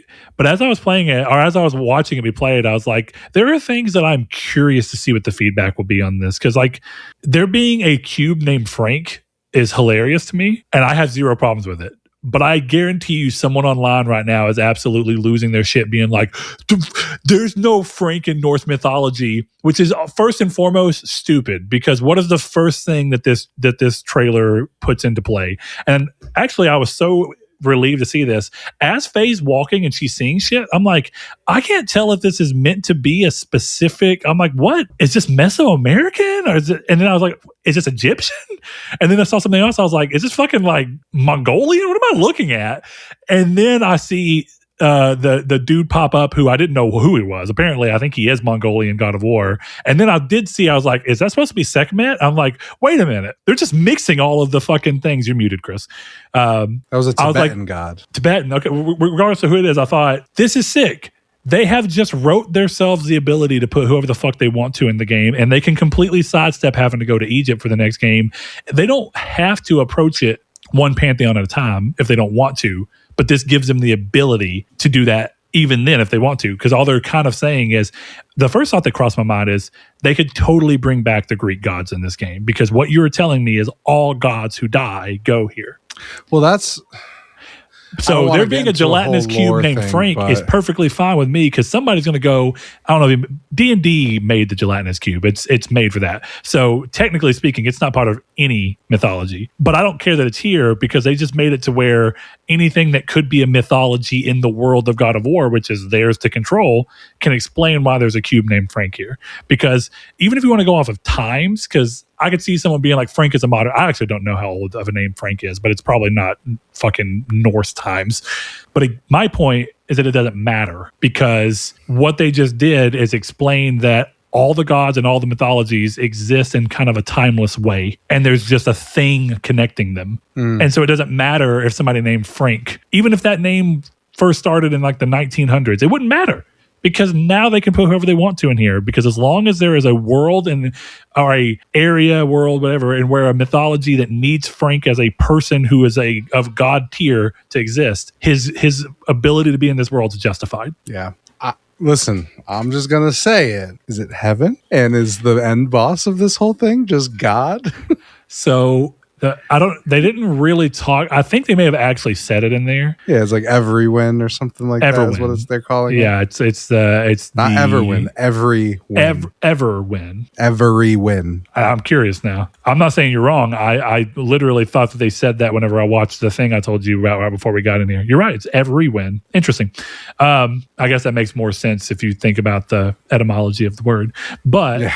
All that said, there's actually one game we didn't talk about here that I kind of do want to talk about. Okay, because go ahead, because I have one game. I'm curious to see what it is. But yeah, I think Laufey looks awesome. And, I'm sure someone's going to be upset with the fact that this is betraying some sense of continuity. But I think that God of War already, first of all, Kratos doesn't exist. He's not a real character in anything. He was made up for the purposes of the Greek era story. And he certainly didn't exist. Kratos in the Norse world doesn't make sense either. So that's already been gotten up. I just think that people who are that worried about that aspect are just not looking for the right things. Like God of War's story has always been about manipulating the mythologies to work for what story they're wanting to tell. So I'm excited to see what they do here. And I think it is cool I'm actually glad that they still kept the name God of War, because they could have totally done what like Mario did, where Yoshi is a completely spin-off IP, even though it's just a fucking Mario character. I like that they were like, no, it's still God of War, even if it's just a side game. But Chris, what's your game of the show? The Lost Wild. Actually, The Lost Wild looks super cool. Fucking awesome. They didn't show enough for me to get a feel for what it's actually supposed to be. So they showed gameplay in there. It's Alien Isolation with dinosaurs. Well, that's what I'm trying to figure out. Is that actually what it is? I mean, that's, yeah. What I was going to say is I am so curious to see the next showing of it. Yeah. Annapurna continue to do a really good job of picking out games. I'm surprised that Phantom Blade Zero looks good too, but there's no reason to talk about it when it's all going to be shown later. Yeah. I'm surprised that Sony had 2 games that look the same from different developers on their state of plays. What games are that? Because I thought this was Jurassic World Survival. Oh, yeah. And I'm shocked that it's not. Or Jurassic Park Survival. So yeah, for a second when it was coming up, I was like, is this going to be like an Annapurna Jurassic Park game? And it's the boy and girl from the first movie and we're just playing it out. I think I'd be behind that. I would play that game. Yeah. So you know what we didn't talk about? Is it Until Dawn 2? We did not talk about Fire Sprite and Until Dawn 2. So this is future Brett in the editing booth, and I before this next section, I thought I wanted to kind of clear up something.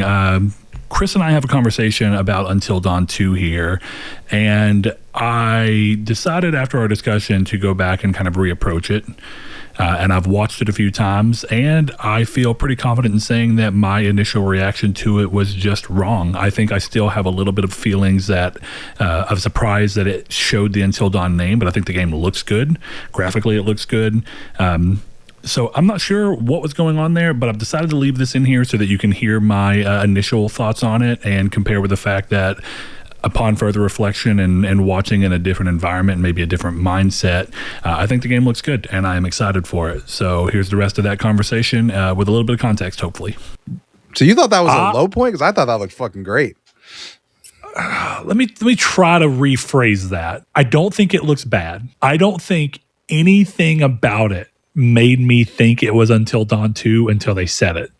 And I think that that's ultimately bad. Going back to branding and what something is supposed to mean, I think it's bad that the Quarry felt more like Until Dawn 2 than this did, in my opinion. Every one of the Dark Pictures anthology games feels more like Until Dawn 2 in look and spirit than this did. Something about this looks cheap, first and foremost. I don't agree with you at all. I think you're just dead wrong, personally. I want to rewatch it. I'll tell you, the first thing I did go was, is that fucking Dacre Montgomery? That's the very first thing I see the dude on the boat. But the important part is not about the way it looks so much as, I guess the way it looks is tied into it, because I do think that they've completely adopted a surprisingly different art style. And I say that to go, I thought it was weird that they didn't choose, when remaking Until Dawn 1, that they did not choose to showcase a change of art style there. Because all they really did was like change lighting, which definitely impacted the way the art felt. But Until Dawn's remake is clearly trying to still keep to the art style of Until Dawn, which is ultimately probably for the best. I haven't played the remake, but this felt like it completely changed the tonality of the way they were presenting the game. This felt more, not in a way that I want to say looks bad. Maybe cheap is a bad word to use immediately. I thought that it looked more like Dead Island 2 in presentation than an Until Dawn game to me. Even though it was clear to me that it was meant to be I don't want to call it walking sim, but I don't know what else to call those type of games. It was clearly meant to be more of a you react to what's happening game. It's more of like a Telltale, maybe even less of a Detroit Become Human game. But so I knew it was that type of game. But when it came up and said Until Dawn 2, I actually was like, well, clearly I know Fire Sprite did Until Dawn remake. No, but I just thought this is them trying to do a spiritual successor. And then instead, when it said Until Dawn 2, I was like, I don't think it's great that I didn't think it was Until Dawn until you told me it was Until Dawn. That doesn't mean it's going to be a bad from the game. Comments. Ballistic Moon made Until Dawn remake, not Fire Sprite. And you're right. Yeah, I mean, so why the fuck is Fire Sprite making this? Because Ballistic Moon is closed. I don't know. I mean, I respect your opinion, and I disagree with everything you said. So I think Until Dawn. I want to watch it. I want to watch it again. I'll tell you, it just didn't, but I want to throw out there, maybe my interest in those type of games has just waned because I also thought that The Quarry looked good and I was excited to play it. And then I could not fucking get through it. I played like 2.5 hours and I was just you're obviously not going to dig it. Yeah, I don't even have that much to say about it. I just don't agree with almost anything you said, which is fine. Yeah, I mean, I knew this was Until Dawn the second she was going to push them off the cliff. I was like, oh, this is Until Dawn. I mean, to be fair, I knew when the Fire Sprite logo came up because this has been rumored forever. But when she did the we're going to push them off, or can you push them off or you're going to jump by yourself? I was like, oh, this is Until Dawn. And then obviously Peter Stormare shows up at the end. I really dig the concept of... He also showed up in all the... He shows up in the... and at first, that's kind of why I was like, I know it's Fire Sprite, so it's Sony, but he shows up in the... I just said the Dark Pictures anthology games. So he's just in all of these types of games. And that is the original developer. I was going to say, those are the guys who originally made it. But yeah. I mean, I'm into it. I was into the concept of ghost hunters who fake their ghost hunting are confronted with ghosts. That's great. I don't know if it's ghosts, but I will say I do like. I thought that the setup for it was good as well, and that's why I wanted to kind of back up. I don't think it was low point, but I don't know. It was just weird to me that I didn't get Until Dawn. And I do mean specifically because, like I said, it was very clear immediately that it was the type of game that Dark Pictures Anthology and The Quarry and all of those things are. But I didn't get Until Dawn specifically from it. And maybe it's not fair for me to think that about a series that only has one game to build an identity off of. Maybe that's just hard. Maybe now that there's a second one, what it is just more about the focus on the butterfly effect. But that's not even that unique to that because that's something that's in all of the Quantic Dream games. So I don't know. I guess it was just interesting to me that I think part of it is that in my mind, I loved Until Dawn, and I did. Saul and I raved about that game forever. We raved about it 2 weeks ago. We were talking about it and how good the game was and talking about random things. I platinumed it. It's awesome. And I don't know. I just didn't get that feeling here. But like I said, there's that part of me that wonders how much my energy level affected the way I took the input that was being given to me. And that's why I want to say that even any criticisms I really have about the state of play, which are pretty low ultimately, all of them might be filtered through kind of like the thing where they talk about judges are known to give, they've done studies and it shows that judges are more likely to give harsher sentences the further away from the last time they've eaten. So I think that there's something to be said about I don't know that I came to the state of play with the best mindset, but unfortunately for us to record this episode, there wasn't a better time for me to do it. I wouldn't have been able to do it today. Yeah. Well, I'll give you some credit. This is the only time in discussing it that I've vehemently disagreed with you. Yeah. And I do think it's important to not even to say I'm backtracking. I think the game looks fine. It just doesn't scream Until Dawn to me, and that bothered me. That's the best way to say it. Yeah, I guess I don't know what that means. And I can understand that you disagree with that. Ends. So if they were gonna do a sequel, it would have to be something else. That game there's no sequel you do there. So I feel like it's the most interesting way to do that rather than being like, oh, these guys also got stuck in the same cabin. Agreed. I'm not making fun of you, but I just think that's I would rather see this of the Until Dawn universe all connected by the weird psychiatrist. That I would rather see. I'd rather see an anthology than... Well, that is why I brought up the Dark Pictures anthology, because they tonally feel more like Until Dawn, which makes sense because they're made by the original developer for Until Dawn. So whatever style it is that they approach with it happens there. Because I would say I'm a big fan. I think we've always said, as much as I love The Last of Us 2, I was always a proponent of The Last of Us 2 should have always just been a different story with different characters in the world of The Last of Us, because you've built a world where you can do that. You don't have to have everything be about Joel and Ellie. But by making the second one that, I think that they've kind of hampered the IP a bit, because now people are always going to expect it to involve something about Joel and or Ellie, even though I don't think there's any reason to do that necessarily. I'd totally play The Last of Us 3 that had Abby and or Ellie in it, but I'd also play The Last of Us that was not called The Last of Us 3 and was just called The Last of Us some subtitle, and it was a new group of people. But maybe not everybody has that feeling. So but you've definitely left me with a good question and it's something I do kind of need to answer for myself is, what do I mean by it doesn't look like Until Dawn? Like, what do I mean by the fact that it doesn't scream it? Because it's hard for me to quantify. I just know that in the feeling when I saw Until Dawn 2 hit the screen, my brain was like, what? But not in like, like sometimes you get that excited what where you're like, I'm not sure what this is. And then it comes up and you're like, what? That wasn't it. It was just like, what? And I don't know. Now I want to watch it again because I do think, like you said, the setup of it being a group of ghost hunters, I think the setup is fun. Yeah, and it's also like the whole point is that it all happens in a day. You have to survive until dawn.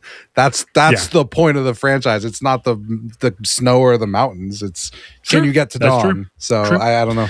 As long as it doesn't take place over multiple days, I'm good. Like I want to support the game all the same. I say that. I don't want to support a game I think looks bad. I don't think it looks bad. I want to see more about it. I'm not as immediately hooked into this, but I also think that this type of game has been kind of driven into the mud. And I've always thought it was weird that Sony did not do this way earlier. I think Until Dawn 2 would have made way more sense in like 2018 than 2026. But I'm not against them doing it now. It's just they waited until a bunch of people have made these type of games. And I think part of what made Until Dawn feel special at the time is no longer special. Now it's just you're doing the same thing. Hopefully it's at a good enough quality level that you walk away from it being like, that was memorable. Because the same is true of like the Quantic Dream games, just to throw that out there. To a degree at the time, Beyond Two Souls felt unique because not much else was doing it. But the best of the three games from an actual full-on design standpoint, as well as story and everything about the design idea coming together, is Detroit Become Human. And then they've not made anything else remotely like it since then, which is just weird, but I guess it's the way game development goes sometimes. So, I think that's it, man. Me too. I'm trying to get on some marathon before I go to bed. Chris, get on some marathon. Guys, hopefully we have 2 more episodes for you next week that we're going to throw up. They will, of course, go up once I get them edited and ready out. So hopefully you enjoy those, and we'll have a little bit more. We kind of took the opportunity to go, we think we can make it schedule work for us to put more episodes out. So my hope for myself and what I'm actually going to try to do, it's going to be kind of difficult because my birthday is in the middle of all this, but I have so much shit going on at work. I'm going to try and approach both of the next showcases in a better mental state. And it wasn't even like I was in a bad mood yesterday. It was just a long day and I was tired. So I'm going to try and watch the other ones from a more energetic place and see if that carries through and being more receptive to what I'm seeing. We'll find out if it's tiredness because I'm going to be watching these after work. So yeah, as soon as I can, I want to almost rewatch the State of Play like midday when I have more energy and just see how watching it again feels. But at the same time, I know everything that's coming, so I can't have the surprise that should have helped carry that. Excited. So it's hard to say, but I was still impressed with it. I'm happy. I do kind of miss the feeling of it all being one event. That's a hard thing to describe. But I always liked that E3 felt like moment. And we're kind of having that here, but it just all feels a little more drifted. It's too spread out. It should all be in the 2 days like it was in E3. Yeah, it was always fun. Then even then, I think that helped with the hype because you were like, Microsoft, I'm high off Nintendo, this one Sony, thing. and then it was done. Yeah. It was all day, right? Yeah. Actually, usually it was Microsoft and Sony the same day. Nintendo is usually a different day because it was like across like 2 or 3 days because Ubisoft had theirs, Bethesda had theirs. But again, it was back to back to back. And I could see that actually being a problem. But I think in a way it helped my feeling of the excitement because I think you get to ride the high to the next one. Mm-hmm. Yeah, you're not wrong. But apparently you guys need to hit the comments up and tell me why movie theaters for showcases are important for the showcase to match the level of quality. So let me know what should have been revealed in your hypothetical movie theater seat watching of the State of Play. I will wait for those answers excitedly. But for now, I am ultimately very happy with what was shown. And this year, Chris, has surprised me in the fact that it's ended up feeling like I came into this year thinking there wasn't going to be a lot going on. Mm-hmm. And in a weird way, as I keep playing more of the games that have come out this year, I think this year may sneak up as like one of my best years in gaming in a while. Yeah, I think so. So that's a nice... When you don't even expect it, that's when it's even better. But Chris, thanks for joining me. We'll get this edited and trimmed down and get it out for the people to tell me how wrong I am in various areas. So I look forward to that. I'm sure I'm wrong. I welcome the pushback, and I'm curious to see what other people's feels were, because I actually haven't even gone back and looked through our Discord to see what people's reactions were in real time. I haven't had the chance to. So I'm going to, after we get done here, I'm probably going to scroll through and look out of curiosity to see how people were vibing, spend a little time on Twitter to get a feel for what other people got, just out of curiosity. Oh, yeah, man. Yeah, but all right, Chris, as we always do, want to shout out our patrons who went over to patreon.com/Nartech and gave us as little as $1 per month to support the show. We're going to start that off by doing what we always do, by thanking every one of you who does so that we continue to do this show without having to dig into our own pockets. So thank you to the Boris Bohr, Grime Kid 1989, FR Damian Quigley, Ryan Goldner, Spencer, Brandon Edwards, Alex, Barry Rogers, Stingray X, Matt Tubbs, Sean Easton, Bailey Robertson, TC Dog 666, Kevin Bacon Bits, Danny Villalobos, Jehudi MD, No Fate, Josh Ayers, Derek Porter, and Sean Sanderud. Thanks to each and every one of you. We'll see you next time. Hell yeah.